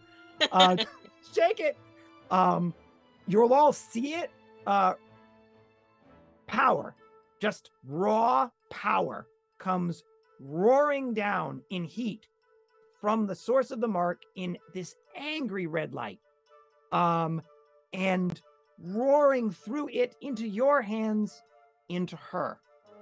And she is in an instant, as if she were made of gasoline-soaked rags, burned to ash. Terrible, painful magic. However, There's a however. Sitting 2/3 of the way down her form, amidst the pile of ash that was once her and her equipment, that just sort of collapses in on itself, there are, facing each other like a yin-yang symbol, 2 infants. Slightly ruddy skinned, slight little bumps on their heads, and they're about to draw a ragged breath. What do you want to do, Eric? Grab the infants and let's go. That's what you'll say. Grab the infants and let's go. And her equipment. Randy, Yeah, grab the- the equipment. The equipment burned That's up. Ash. Yeah, that all went up. Like I Okay. said, like blood. Rhiannon, you get one of the infants, I get the other. Randy. Let's go. What would you? Eric is stealing babies and people's liquor. What do you want to do? I guess Rhiannon will grab one baby and I'll grab the other. If she Okay. grabs one, I don't know. So Eric, Randy's a little closer to that baby. Looks like he's getting it first. So if Okay, it's like fine. if it's like a +3 baby of protection or something like that, Great, let's that go. belongs to Randy. The both of you. Just to be clear about that. All right, so you Let's will go. scoop up those 2 babies, Randy holding one, Rhiannon holding the other, as they start to draw ragged breaths and start to mule, right? So now you have these muling babies, which are warm to the touch. They're cute little things, warm to the touch in your arms. Cute little and- devil babies. Eric, you will see that the halfling is now like a look of shock on his face, because he's the only other one watching all of this, right? Like everybody else is hunkered down or fighting for their lives in the street. He'll recover from his shock quickly. You're closest to him, and he will whistle, which I cannot do, and then hiss over in your direction as a bring yourselves and your acquired babies over here. I look back at the common room and I say, "Devil magic, not even once." And then I follow the bartender. Devil magic. All right. Does anyone know the way to Arush Bayam? I was just thinking. We need to leave them in the snow. Yep. So, Randy, Yes. Rhiannon, Mm. you're following Eric, who is now hunkering down behind the bar next to where this halfling is. By the way, an Eric on his knees is still taller than a halfling standing up. Fair enough. So he still has to look up at you a little, Eric, as you're down there hunkering it around his level. Is it accurate to say the 2 of you are tearing around the edge of the bar with those babies as well? Yes. Though I'm dubious because it seems like we're trapping ourselves inside. But okay. Okay. You're all My idea didn't Well, we work could- at all. We can take our chances outside with the devil, And a paladin who doesn't like us. right? And the Although devil. now the his devil his who's- quarry is gone. So Yeah.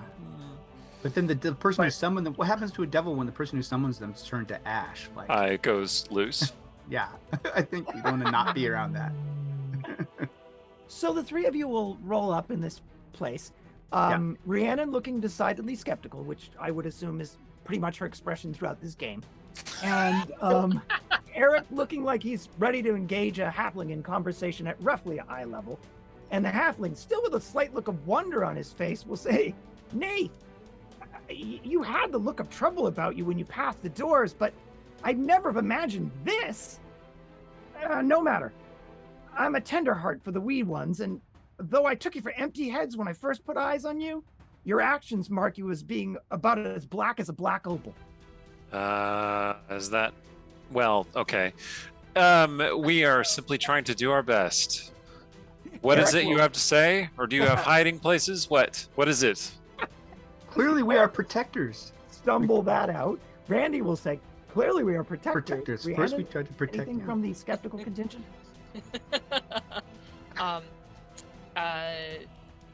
We need to save the babies at least.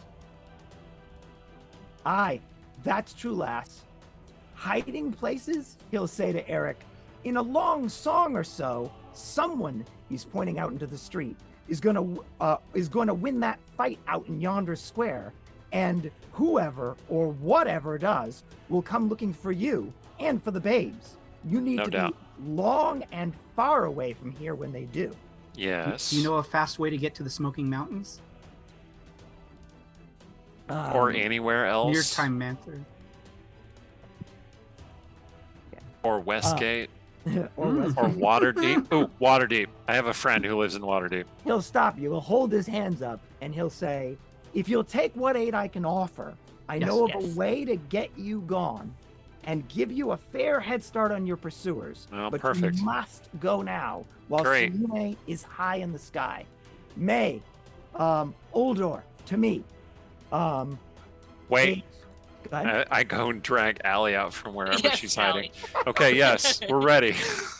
Allie is crouched down behind Rhiannon. I'm Okay, assuming good. that, unless I say otherwise, Allie's within 3 feet of Rhiannon at all times. Just making sure. Yep.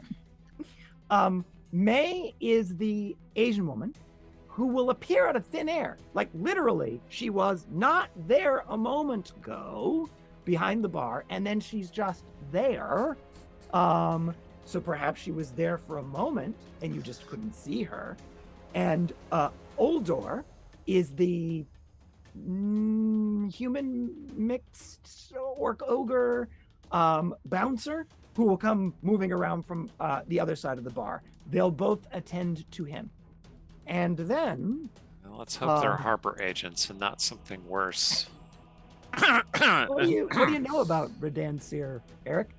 I don't. Well, it kind of depends on when we're here, and Mm. but even then, not a whole lot really.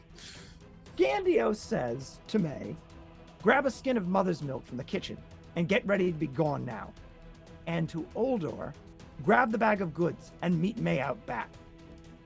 He's tossing things as he's saying this into a rucksack, which he's pulled from under the bar.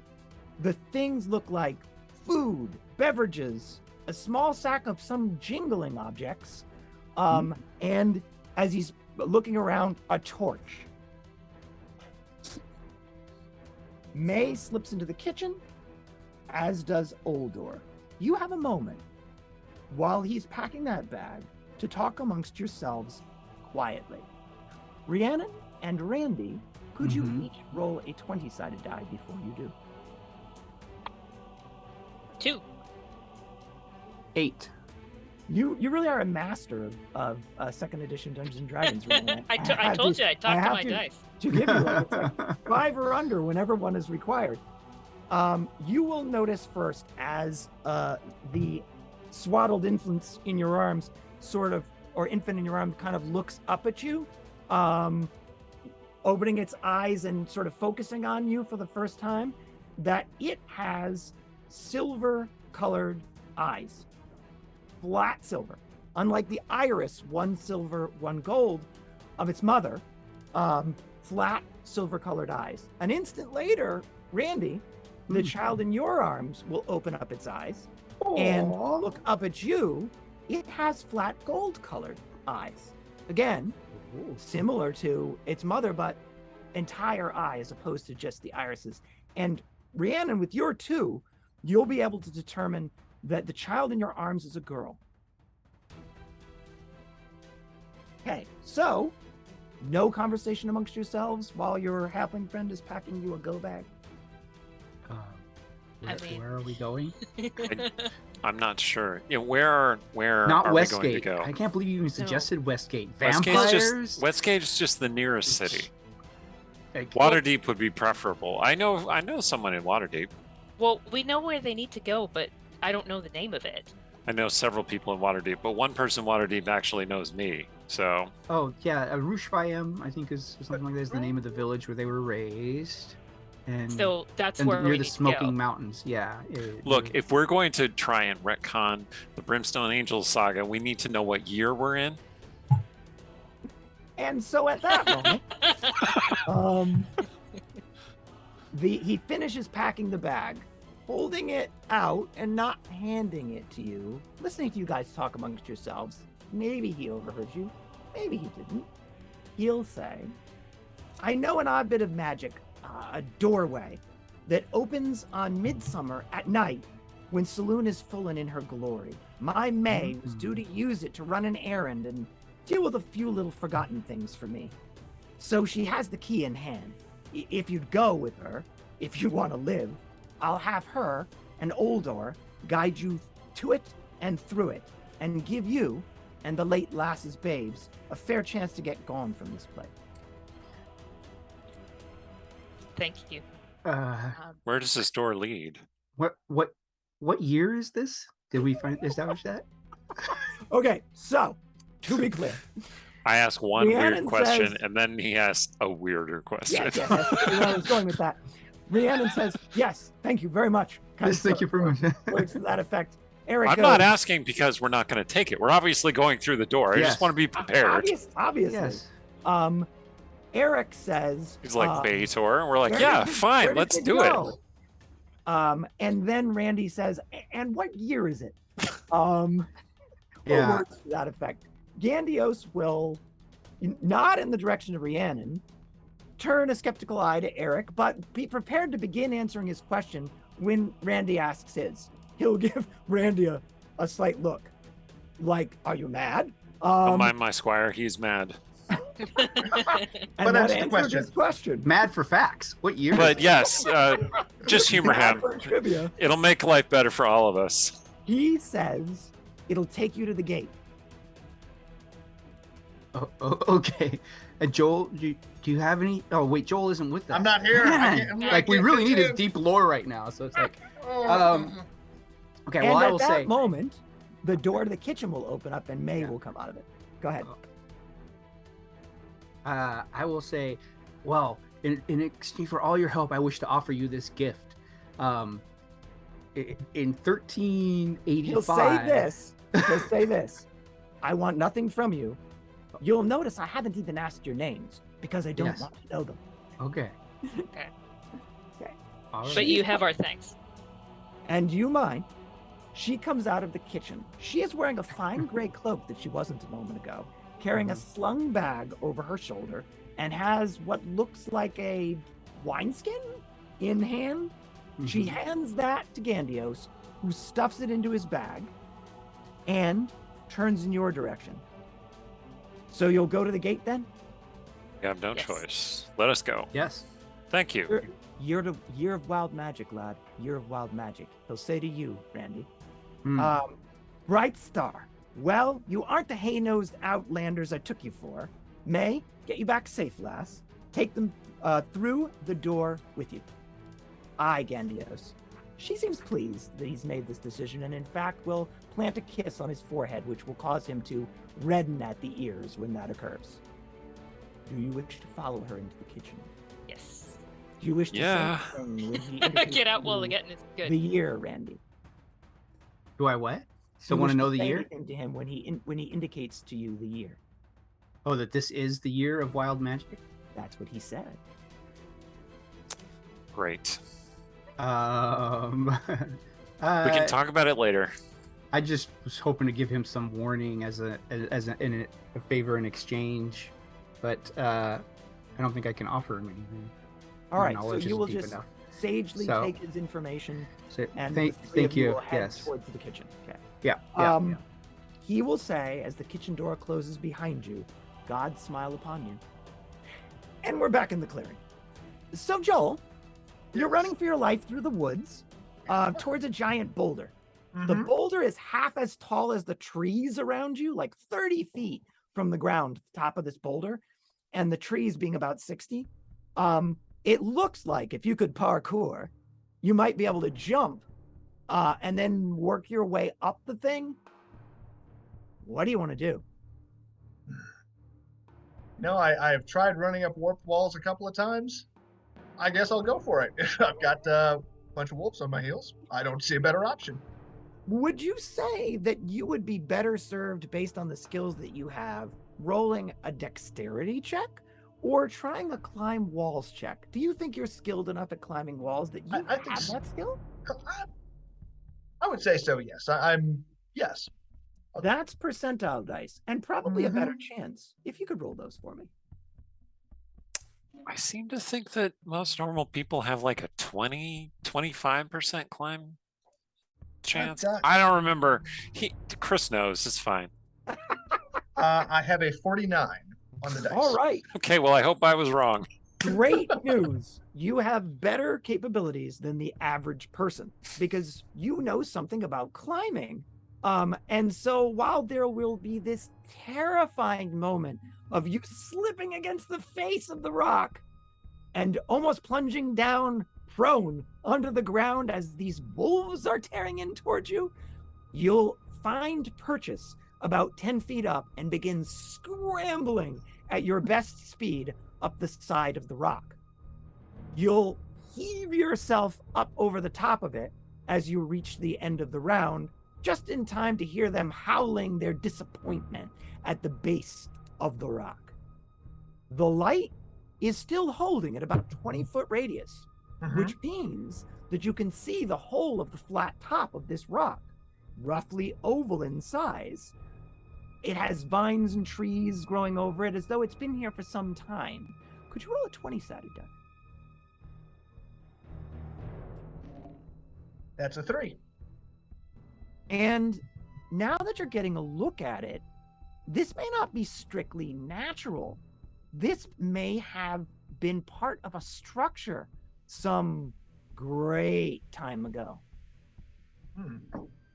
It's certainly unnaturally flat on the top. So as you stumble dirty, sweaty, and muddy from your climb to the top of this thing with your bag hanging half off your shoulder, what do you want to do?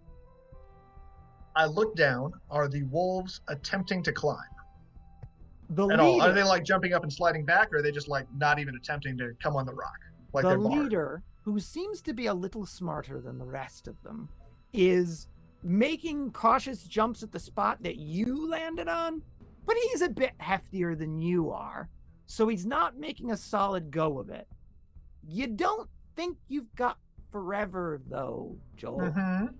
If these things are anywhere near as smart as a person, they might be able to figure something out. Okay. So I will examine. In that case, I will look around at what is available on top of the rock. Am I looking at a stone altar? Anything that looks, just anything of interest. Okay. So you will sort of move around the top of the rock using the light that's sort of diffusing through your clothing with this rosy red glow to light the roughly 15-foot diameter, roughly oval area. There is no altar or construction. If there was, it was long worn away by time. But you're definitely convinced that this was at one point part of a structure. But imagine it as like a Roman ruin that you happened upon now. It's only going to be barely recognizable as something, which is why you concluded it was a boulder at one point in time. But as you approach the center of it, the nature of the glow on your chest changes from rosy red to yellow. And you'll see motion coming, like strobing, and you look down. Okay. You know how the mark is contained within a flat disc? Yes? Yes. So, Yang Yang, if you could bring up Mark 1.0. Let me know when it's in the, where you can see it. There it is. Do you see the flat disc of it? Looking at roll 20. I'm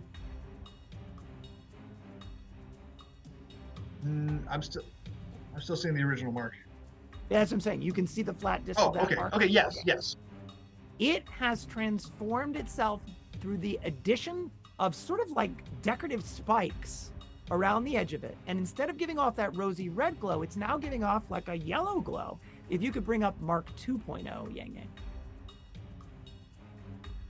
The rest of the symbols are still there and not present in this image, but the disc of it has transformed into this, which is giving off a much more normal light glow.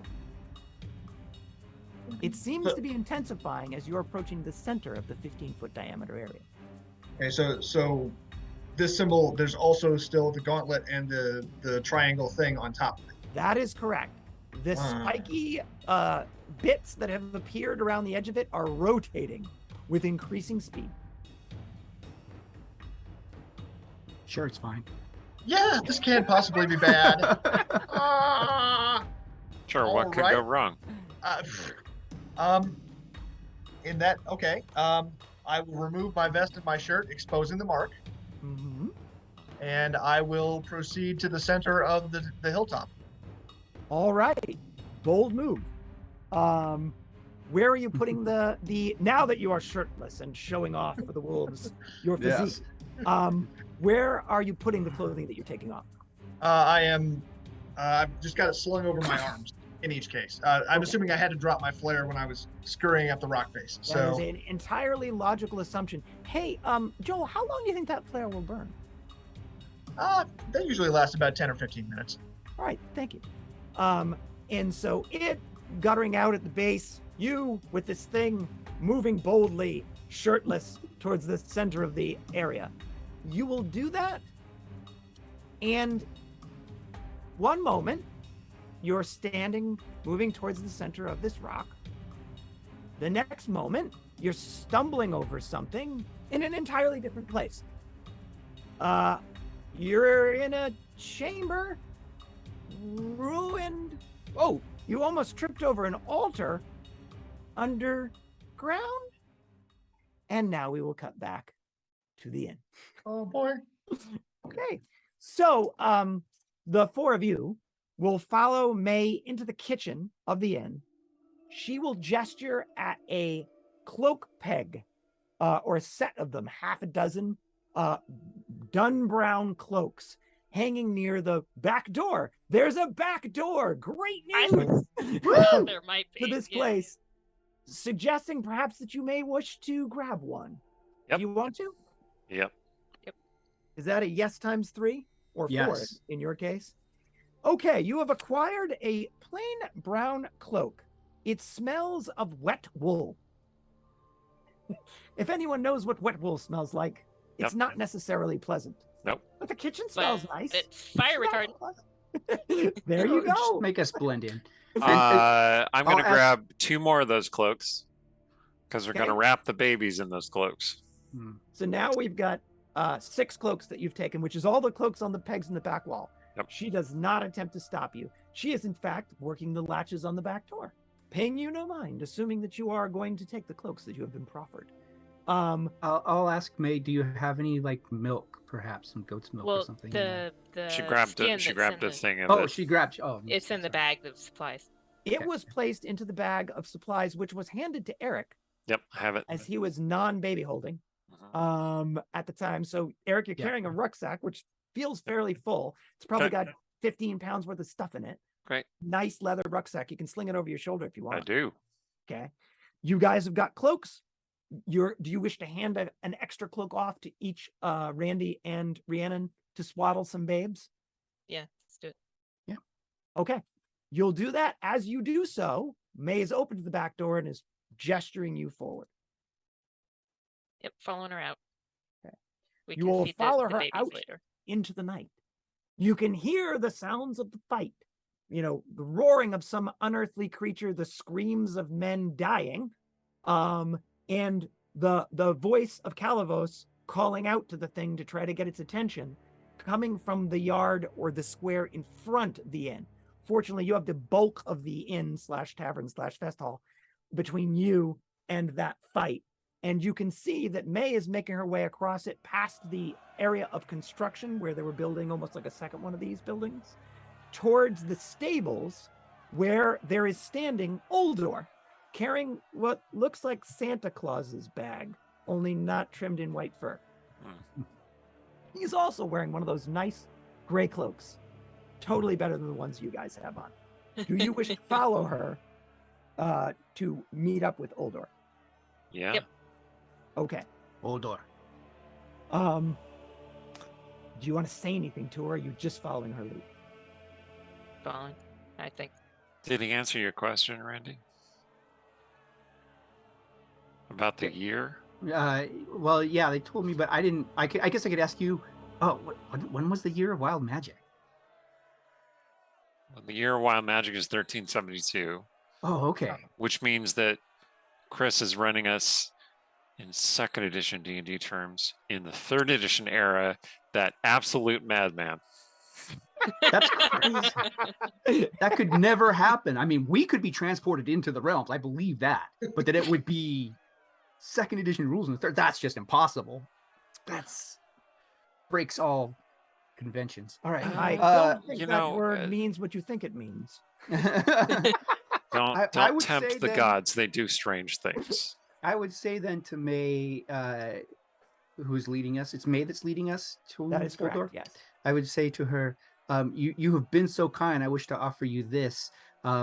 In 13 years, 1385, there's going to be a terrible disaster that basically magic's going to go crazy and stop working for a little bit.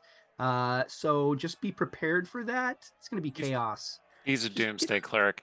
Get someplace safe. I had a vision. I had a vision from the gods. He's a doomsday cleric. That's what they do. And, She and will Randy, say, go ahead, Eric. Is that Why- wrong? Do I have it wrong? No, No, you're it's you're 1385. absolutely right. Okay. I Do mean you that. want to say that out loud, Eric?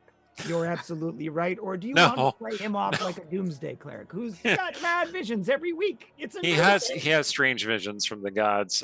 Take it for what it is. Why are you helping us, lady? because Gandios has asked me to, and because it's the right thing to do. I see.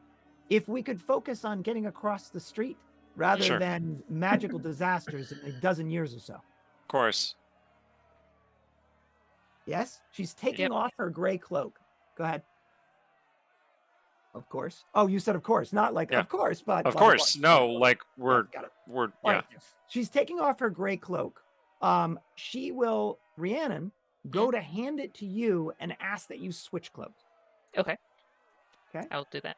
Okay. Oldor is at the edge of the barn, looking out into the street, trying to find the right moment to time this dash.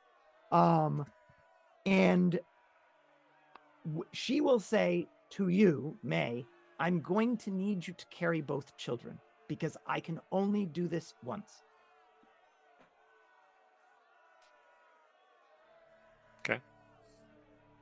I guess we hand the two children to Rhiannon then. Yes. Yep. Well, is that what you want to do, Rhiannon? Yeah, I mean, it's gonna be kind of awkward, but if she thinks it's necessary, totally. So, And I will need you to press them against your bare flesh. okay. Whatever the nice lady says, she gave me a cloak. So how do you wish to achieve the double baby hold bare flesh maneuver? So I should have looked on the what kind of style of shirt I was wearing before, because I don't think it was the same kind of shirt, but definitely ditching the cloaks. We swaddled them, just babies.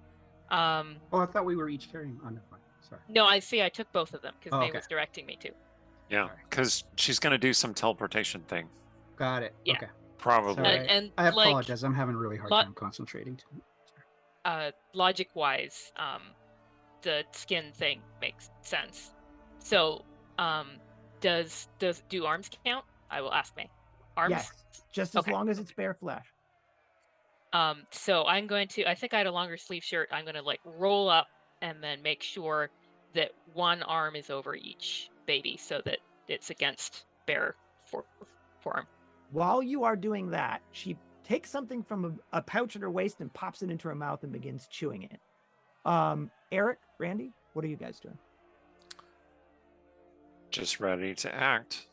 Yeah, I'm just following. They're waiting to be told what to do to go where we're going. Watching the show, so to Watching speak. the show. Yeah. Well, I'm Okay. gonna keep watch. I'm gonna like peek out and see if anybody has noticed us or anything. All right. So you want to move to where Oldor is, keeping an eye on the fight. Oh, I don't know. I kind of trust him more than I trust me. So you'll watch everyone's back then. Yes. Okay, fair enough. She will pluck an eyelash with her left hand, spit out what she's been chewing in her mouth, place the eyelash inside it, roll it in the palm of her hand, and begin chanting. As she does so, she's waving her hand over you, Rhiannon, starting with your head and moving down your body. You begin disappearing, not only to the eyes of Eric and Randy, but to your own. You become translucent, and then you and the children vanish altogether. She must be some sort of a wizard or something. Yep. Something like that. That was a strange musical language. You just couldn't quite follow the words. Okay. Oldor will wave you forward. Now's your moment. So, Rhiannon, when you can't see yourself, how do you walk?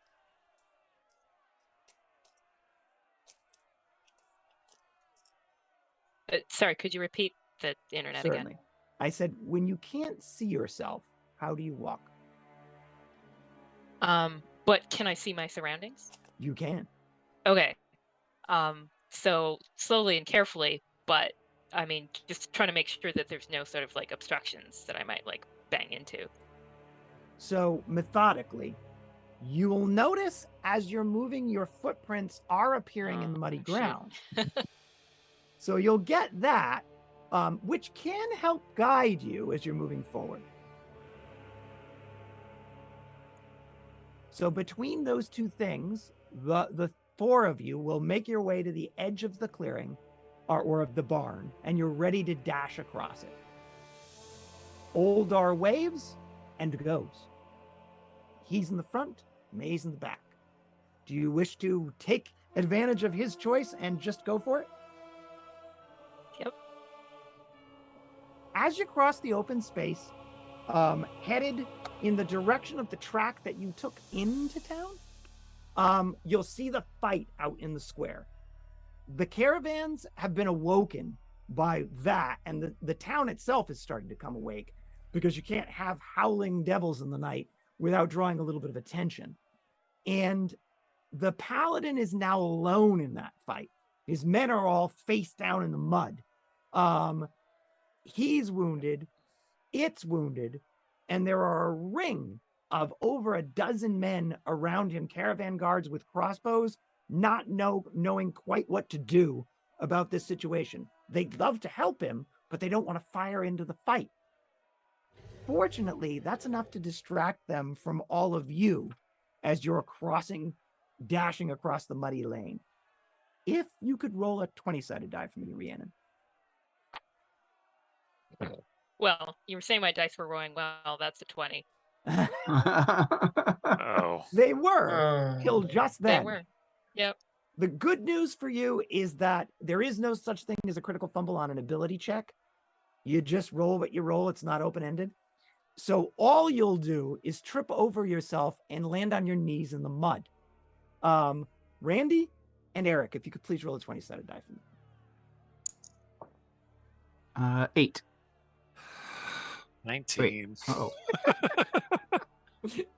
Eric, you're focused forward. Clearly, Rhiannon has this. Randy, Sorry. That was my old roll. I got a 1. Even better. You are standing like literally next to Rhiannon without knowing it.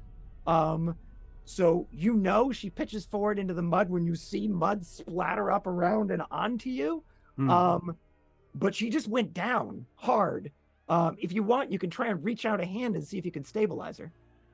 Why would I do that? Yeah, no, of course I will. Yeah. Why would I eat mud? Eat mud. Of course. Oh, of course I will. Yeah. Why would I do that?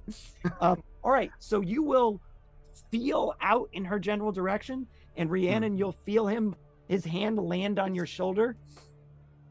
You can see his hand, but you can't see your shoulder. Randy, you can feel her, but you still can't see her. You did keep her from pitching face forward into the mud. Baby's landing in front of her, so that's a plus. Rhiannon, with Randy's steady hand, you can get back up onto your feet. Well, I mean, provided you don't roll another 20. So I'm rolling again. Yep. Okay. That's a 5. All right, much better. You plant your legs, you bring the kids up into a firm position, and with Randy's assistance, you're back on your way. Everybody else is across the street, so it's just the two of you now. Everyone looking back at Randy, wondering why he's back there by himself. But they figured out that he must be assisting you, and you will hasten to make your way across the street. And then we will cut back to Joel.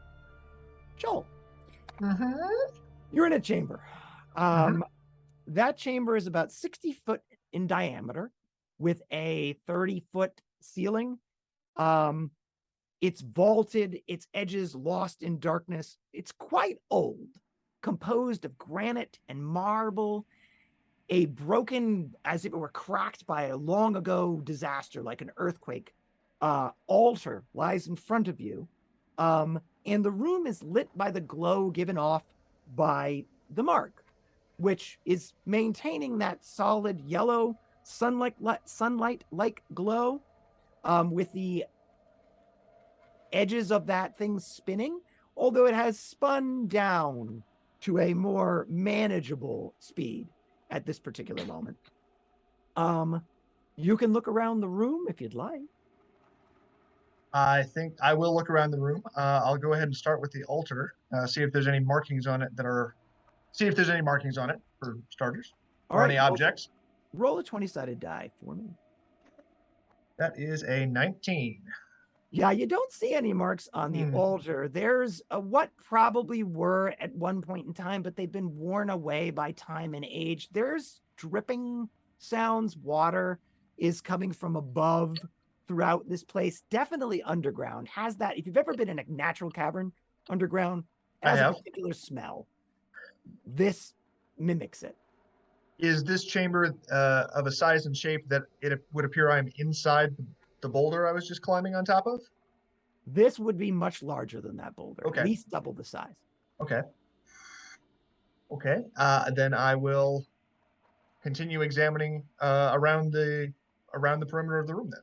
There are no obvious exits from it, save one. The ceiling above you has a section that's caved in about the width of a man, with some rubble trailing down from it to the ground that you might be able to climb. But this isn't a scamper up it with wolves in pursuit. This is a take your time and carefully climb it so it doesn't spill you and the contents of everything from the ceiling down onto you, burying you for life. There are definitely symbols about this room. Roll another 20-sided die for me. 18. My dice think we're playing 3rd edition. You just can't quite make them out. But there's a feeling of calm. You are in this room at calm. You were panicked, terrified for a bit, running from those wolves. You'll notice now that it's safe. You feel safe here. So I understand I can't make them out entirely, but can I tell enough to say, are they geographic shapes? Do they look like they were once pictograms? Roll another 20-sided die. Okay. 17. They're symbols. Okay. They just don't mean a lot to you. Well, there is one repeating symbol, which looks a lot like that thing on your chest. Yeah. That almost looks like a sun. Okay. This must have been the temple to some sort of a sun god. What do you know about sun gods, Joel? So we've got Lathander. We've got. I know that there was the one that started with an A. That there's some kind of schism between them. That may. Okay. I don't know. I don't know much more. Yeah, God of the Dawn is So Lathander. you're pondering that as Mhm. you're thinking. As you're thinking about these respective deities, you will notice that the mark will slow and then stop its spinning, but increase its glow so that now it's glowing like daylight, and even the darkened corners of this room are clearly illuminated. Definitely a temple, definitely to some sort of a sun deity. You're not necessarily thinking Lathander. Yeah, no, he would. I will turn and walk to in front of the altar and look upward, or actually no, I'll look at the altar and address it and say, if you have brought me here to communicate a message or to perform a specific task or service, I'm listening. I'm here. Talk to me. You will feel a warmth blossom forth in your chest above your heart, and then an instant later, a vision. It's a group of 4 individuals scampering across a muddy road, one of whom fell to her knees. She's translucent. You can see her, but you can see right through her. She's carrying something. Wait a minute. You recognize these individuals and the muddy road they're crossing. Okay. So if you have brought me here to assist them, is there a way for me? Can you take me to them? I like that. Can you take me to them? You'll feel again warmth from your chest, almost as if the mark is building up power to accomplish a task. Do you want it to accomplish that task, Joel? I know, think hard. The worst can happen is you turn to ash. I mean, go. Yeah. Or I Honestly, not that bad. Really, it happens to me all the time. Well, yes. Yeah, I'm going to go for it. I All will right. allow it to take effect. It will start building, and then all of a sudden, in a rush, there will be a blinding flash of brilliant yellow light, and you will vanish from where you are. You'll have the sensation of falling through a silvery void for an instant, and then you will appear on a muddy track in the middle of a group of individuals who have, at this point, moved about halfway from the edge of the square to the top of that ridge that you came down to go towards the inn. What the? So I'm what Rhiannon tripped over. No, that was about Okay. 10 minutes ago. Oh, okay. The thought of you Nice, is what nice. Rhiannon tripped over. Yeah. But you'll just appear in the middle of them, and a bear of a man will whip a blade out from his waist. That's Oldor, by the way, for those of you in the group. And Oldor. a woman will drop into a posture as if she's about to cast a spell. Have you guys ever seen Joel before? Yes. Briefly. One time. When we came together one time, I recognized him. I'm like, Rumpus. Do you know this man? I do. Stay your hand. I mean, on him. vaguely, not real well, but I do know So, him. modern clothing, right? Yep. Well, shirtless still. Well, shirtless. I like to think of him You as are like in he's- great shape, Rumpus. I like to this think he's is- oiled himself down for the situation. You know, he's Is there glowing a with- sun blazing on his chest? There is, glowing with the light of the sun. You know, It's Disco Rumpus. All right. I should be surprised, but I'm not. All right, come on. Okay. Were you with anyone else? Is there? Are we expecting No. anyone? Nope. He is our companion. That is May. She says, "Who are you people?" It We would are- take too long to explain. What You know We the are gods. We're the ones who create Planeswalkers. the gods. No. Yes, Oh, that's a good short explanation. Planeswalkers. Yes. Planeswalkers. Inadvertently. And how am I to know that you are not allied with the devil that was summoned into that place? We did just disintegrate the woman who summoned the devil, right? That did happen, right? And you did what? if we were It's allied, such a long story, Rumpus. if we were allied with the devil, we would attack the paladin. And who in is the this? Square. She'll point in the direction of the man with the. It's spinning down now, Joel. So it's He's actually from- going from 60-foot radius to 30-foot radius to 5-foot radius. Okay, I'm putting my shirt back on. Oh yeah, we throw one of those cloaks over him. put that out. Yeah, Gonna well, we draw have attention. the extra because the babies aren't swaddled That's right. anymore. So I mean, it's covered in ash. Don't worry about it. Don't think about it too much. So who is this? She'll say.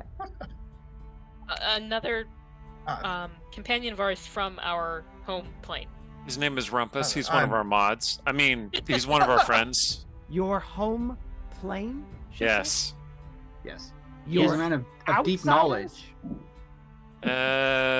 We are from a different prime material plane. Does this make any sense to you? This is Oldor to her.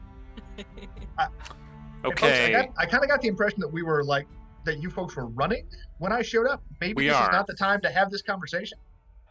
We mean She'll you no narrow her harm. eyes at you and say, "Fair enough. I'm taking you to the gate. Yes. Let's get gone." yes. Good. I love this Yep. plan. Let's go. Okay, so you're now hustling double time along this road to the top of the ridge, along the path, through the forest. You've got some time to talk amongst yourselves or to talk to them. They're whispering conspiratorially towards each other. I think they they bit off more than they can chew here. We do not mean to place you in any danger, friends. As soon as we are gone, you shall not see us again. Let's hope that that's true. What do you plan to do with those babes? Protect them. Give them to someone who can protect them even when we ourselves are gone. Right. We have foreseen their destiny, and we shall see it fulfilled. Says the what did you call him? The Doomsday Cleric. The Doomsday Cleric And then I'll slash I'll Squire. throw in a. Wow. Wait, so Rhiannon's visible now, right? I was gonna say, am I still invisible? Yes, Rhiannon, you are still invisible until you reach the edge of the town. Oh, I Rumpus. Rhiannon's here. I neglected Okay. to say Invisible. she will swap cloaks with you, allow you to hand the babes over if you don't want to carry them both yourself, and then instruct you either to slap or pinch yourself, and you will become visible. Okay. Yeah, Have so have we distributed the babe loadout? I mean, so I'm gonna keep one of them. Who wants the other one? Oh, I'll carry it. Okay. Oh, Joel. Joel, you Yeah, want I'll- I got sure. the sack and the Okay, sword, so my hands are full. So we've established that these are tieflings, babies. Yes. Yes. Okay. Can you describe what exactly that looks like? Because I still have no clue of what time we're in. They don't have tails nor cloven hooves. Do they have little they- stubs that could be tails? They have little stubs that could be tails. Right. They have little stubs that could be horns. They have a ruddy complexion without it being fully red. And they have one flat gold eyes, one flat silver eyes. They do not look diabolical or demonic, except around the edges, so to speak. Okay. So just to make sure I got this right, one of them has 2 silver eyes, one has 2 gold eyes. That is correct. Okay. Farida had a silver and a gold eye, right? Yeah, she Did was that- she was a mismatched. Havilar had 2 gold, I Okay. believe. Havilar had identical eyes. Yeah. Yeah, you see, this is why I was thinking it would be a great thing if Rumpus showed up. Do the marks have like wish powers? Maybe that's a thing. Yeah, let's have this conversation later. All right, you're moving, and you're moving Mhm. for a while. They asked you your intentions. You more or less described them, and now they're talking to each other. They're talking in a language you don't understand. Great. It sounds guttural. I'm gonna try really hard to understand. The babes are? No. No. Oh, okay. Our I was just like, I was confused. Our for a second, I'm like, escorts are. that's Uldor because and you said May. guttural, and I was like, wait, are they having like little baby? I'm gonna Right, think baby back infernal.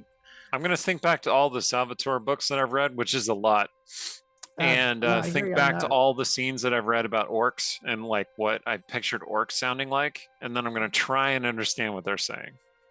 Please roll a 20-sided die. Excellent. I mean, and maybe if you understand a little Klingon, it would translate. I got a Oh, no, it's 14. Yeah, no, you're Mm. pretty sure this is a goblinoid tongue, Mm, but whether it's orc or goblin or kobold or like, there's a bunch of potential options. It's not Yeah. yippy. If it were, it'd be probably more yippy if it was kobold. It's not Knoll. It's probably orc or goblin. okay. Well, yeah, that's very polite. Don't speak in the language that anyone else can understand. Do you want to say that So loud enough for them to overhear you? no. I didn't know if that was for their consumption. Hmm. You have a little time to talk amongst yourselves while you're trudging through the night. So if this isn't Farida, because it could be Havilar, but if this isn't Farida, then is it? We shouldn't leave random babies in the snow if we don't know what's going to happen to them. Okay, let me tell you about the infinite realms theory. The realms is a different realms in every person's conception of the realms. So there is no possible way that we are in the exact history of those books. So we don't have to worry about butterflies. No touching possible these way. things. It's the Copenhagen interpretation. But you know what? We don't know for sure. So is this the right timeline for Farida and Havilar? I think it are they is. 100 years old? No. No. Yeah, Okay. No, this is way too This is early. the for year of them. wild magic, 1372. Oh. Yeah. Rumpus, The- put that in the lorebot brain. Okay, so this is the year of the Wailing Death. Year of wild Um, magic. Right. That's the year. But that's the Wailing Death happened in that year. Yes. Okay, so we're not going to Neverwinter. Yes, so Good. good- Okay, good I'm start. glad we got that established. Let's see. My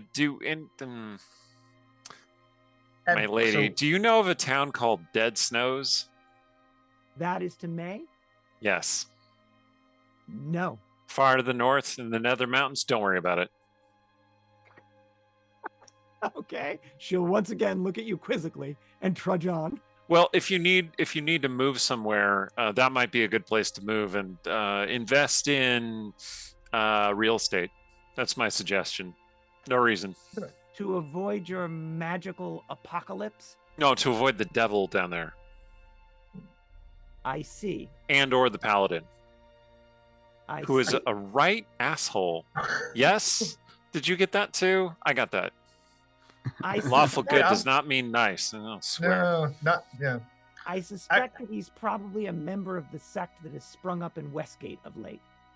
Try to keep Oh. your heads down. Oh, good. Don't blunder into it. Eric, what did you do? Let me tell you about the infinite realms theory. So, not so you're my saying fault. that this is not your okay. Yes, The Eye no, of I Justice. The Eye of Justice did not spring up until after the. Meg can't hear us, right? If you want her to, she can. If It's you too early don't in the want her timeline. to- Okay. Too early in the timeline for it to be the Eye of Justice. That doesn't mean it can't be a different sect or a different cult. Eric, have Yeah. you tried to summon? Have you tried to summon Vindicator yet? No. Okay. thought. I mean, it's a little early, but we've got this.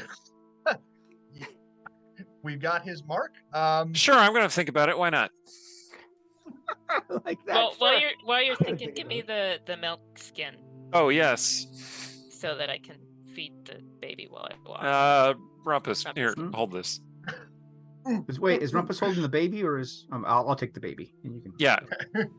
Randy and Rhiannon, you two have babies. If Right. Nancy, Rhiannon's frozen in a Rhiannon's frozen in like, She's like, what the hell? What did they do? You guys. Yeah. There we go. My internet You're back. if Yeah, you're back. May sees You were that frozen you're on the best stopping- expression, though, Rhiannon. If It was May like, sees what? that you're stopping to feed the babe, she will call a halt to the march. You'll notice, by the way, that where you've halted is perilously close to where you guys first came onto the road. Oh, there You're are wolves clearly here. headed back in the same direction that you came from originally. What seems like an eternity ago, but was probably less than 2 hours. Did you encounter the wolves? Yes, I did. Oh, So I assume you encountered them as well. so they're still around. Yeah, I guess I left them. Wait, did you watch the okay, previous I haven't seen- episode? This is me asking that in the game. Meanwhile, yes, she's I- engaged in conversation with Rhiannon and Randy, so you This guys went can so talk meta. amongst yourselves. Go ahead. Okay. Did you? I did. If that is not too meta. Nothing is okay. too meta in a play Okay. yourself game, Joel. in a Nick aside. Okay. Yes, I did. Okay. After what happened with you guys, I can't believe I volunteered to play too. Okay. So Well, I mean, that's the kind of guy you are, Joel. Okay, so your mark is probably a Lathander thing, right? That would be the appropriate time, unless it's a like dead Aminator thing. that's the name I was looking for. So are there any other sun gods in the realms? I somehow Not get the feeling really. that this is not a Lathander mark. But I'm trying to think if there's any other. Do any of the other races have sun gods? Here, I pull this out of my bag, and I just hand it to Rumpus. All right. He hands you a book entitled Faiths and Avatars. Yep, will second open it. edition. You will This is in open the my book. shoulder bag. It has all of its pages. Every single one of them is blank. With Damn the it. exception of the front cover. That's unfortunate. Oh well, kindling. So he's handed you a blank book. Do you- This is giving a lot of evidence to the infinite realms theory. the it's not my fault theory. I believe I'm going to call this. It is. It is. The it's not my fault theory. Okay. Got it. Check. Meanwhile, Randy and Rhiannon, she sees you attempting to feed the child or children, and Mhm. she says there should be a cow's horn in there. If you pour the milk into the cow's horn, you should be able to get it into the mouths of the babes. Thank you. You're welcome. Babe with the power of voodoo. Voodoo, you do. Remind me of the babe.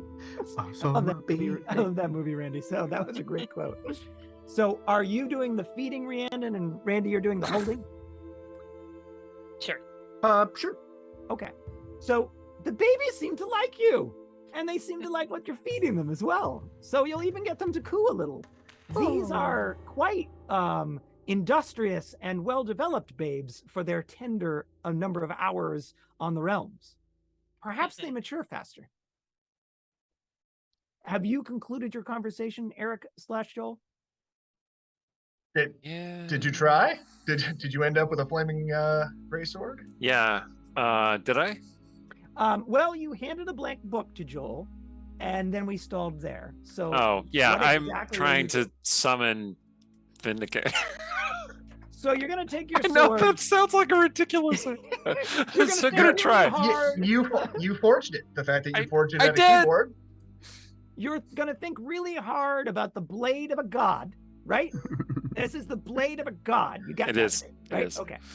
And I'm gonna roll some dice. Oh God. Okay. And So- he's not dead yet, so he may show up looking for it. It's Yeah. true. So Eric, you Neither of them are dead yet. No. feel power building in the mark. Uh-oh. Do you want to let the mark do what you're trying to have the mark do? Okay. So we're far away from the devil fight, right? I mean, you're probably 30 minutes away from the devil fight. Okay, good. I point the mark not at anyone else. I'm backing up. Whoa. What is a minimum safe distance, Joel? 60 feet. Let's say 60. Yeah, 60 sounds feet. good. Okay. Stand away. 62 feet. I'm out of range. Do you have like a measure that you're using to just put the 62 feet out? You could have No, anything that I like don't that. have. I have all kinds of stuff. That's tape measure is not a monk. Archaeologist here, people's paces, if you're not like running, if you're just like striding, are generally around sort of 2.5 to 3 feet each. There you go. Mine are 3 mine are- feet. And mine are I'm really tall, 2.25. Yeah, so my pace count is 59 for 100 meters. So Okay. mine are almost exactly 3 feet. It makes orienteering kind of interesting and fun. Okay. I tell everybody I am attempting to channel magic. Stand away. My lady, thank you for this aid. If we do not speak again, know that I was grateful. What are you doing, man? She'll say. Stand away. Okay. So Eric, you will feel the power of that mark building uncomfortably strong. But you will stay strong and channel that power into the blade in your hands. Is that a Great. statement? I think I had put it aside and I was just gonna see if I could summon a different blade. So placing the fake blade, the blade down, you will just attempt to summon a blade as if from It's the not air. fake. It's a real sword. He's trying to summon a specific blade, Vindicator. I know what he's looking for. I know exactly what he's looking for. Okay. Right. I didn't know if he was trying to transform his blade or he's just trying to bring that blade down into his hands. This Okay. sword was made in Spain, I'll have you know. Anyway. Toronto, Salamanca. Anyway, so the Highlander quote for all of you paying attention at home. Yeah. Anyway, Yeah. okay. So you will feel the mark explode with power. Yep. And you will, everyone watching him from 62 feet away, will see this thing luminesce from Eric's chest. You know how it glows like red or gray or rosy red or angry red, or it's glowing like a prismatic spray of colors, right? Like everything under the rainbow. And it's cooking off those little, like there were little gems at the knuckles and there were little points at the corners. It's just cooking all of those off in what I would describe as an uncontrolled magical explosion. Eric, for a moment there, you feel like you're going to come apart at the seams. Like Right. you've channeled too much power. Yeah. But there's no stopping it now, Eric. It's it's building downhill to an explosion and it goes off. 60 feet might not have been far enough. Anyone nobody watching give me shit for Rhea. Yeah. anyone watching Eric is now flash blind, like can't see a thing, I right? turned away to protect the Yeah. babes. Anyone watching Eric is now flash I was- blind. I was Eric? watching. You are driven to the ground by the power of this divine magical explosion. But in your hands is a bastard sword, Oh my god. a blazing bastard sword. Oh my And that's god. where we'll break for the evening. Oh my god. Woo! Jeez. Okay, well, that's all the time we have for tonight. The madness will continue. Do not fear. I have been Eric Scott DeVee, the slightly insane person in the realms who is now sort of a champion of some god or whatever. We'll see.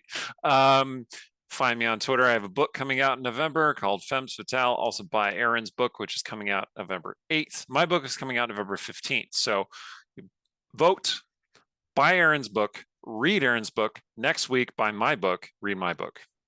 5 jobs.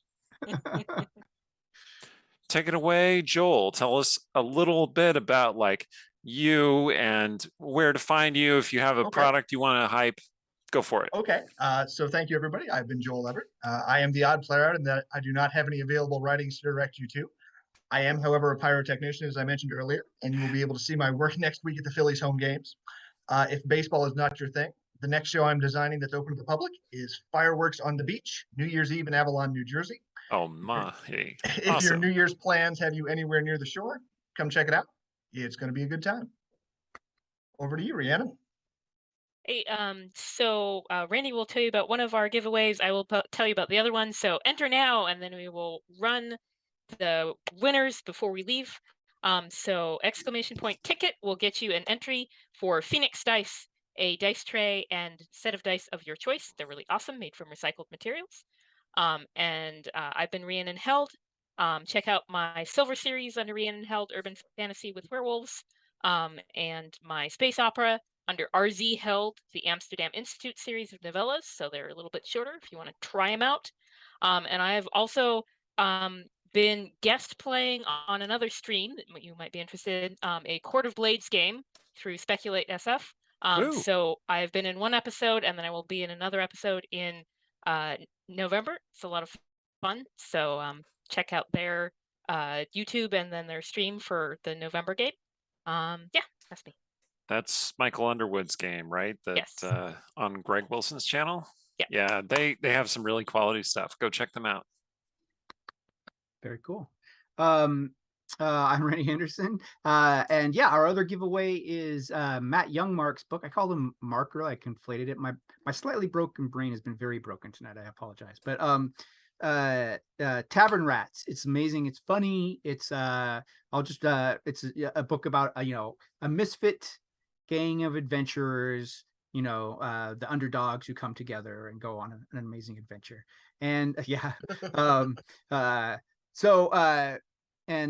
you can check out, you can read it, the first chapter for free on his website, youngmark.com.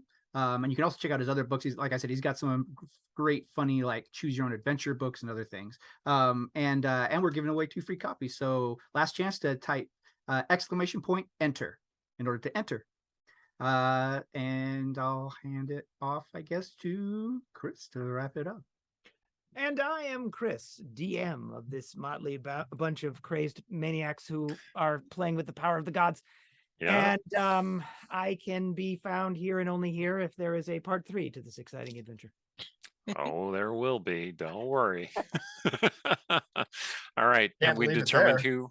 who won the winners? Has everybody entered? My internet won't let me be in chat, so it'll have to be somebody else. Oh, okay. Let's see. I believe you need to Draw announce now, Yang the Yang. drawing. Oh yeah, let's do the drawing. Drum roll. Drum roll.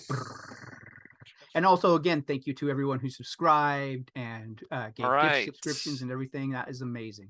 Ravens Claws C. Clausy, you won. Yay! Congrats. Yay! And for everybody who didn't win, there's another drawing over on the Discord. So come join and check it There out. are more winners. Merciless 24 has won a copy of Tavern Rats, as has Winterborn 1, 2. Yay! Congrats. Yep. Communications will be coming your way soon. Come join us on the Discord, and yeah, we'll learn about more things, watch more games, join us. I mean, otherwise, Rhiannon, why don't you close us out, please? I was just waiting for you to give me the chance. Yeah. Okay. Until next time, may your rolls and your word count be equally high.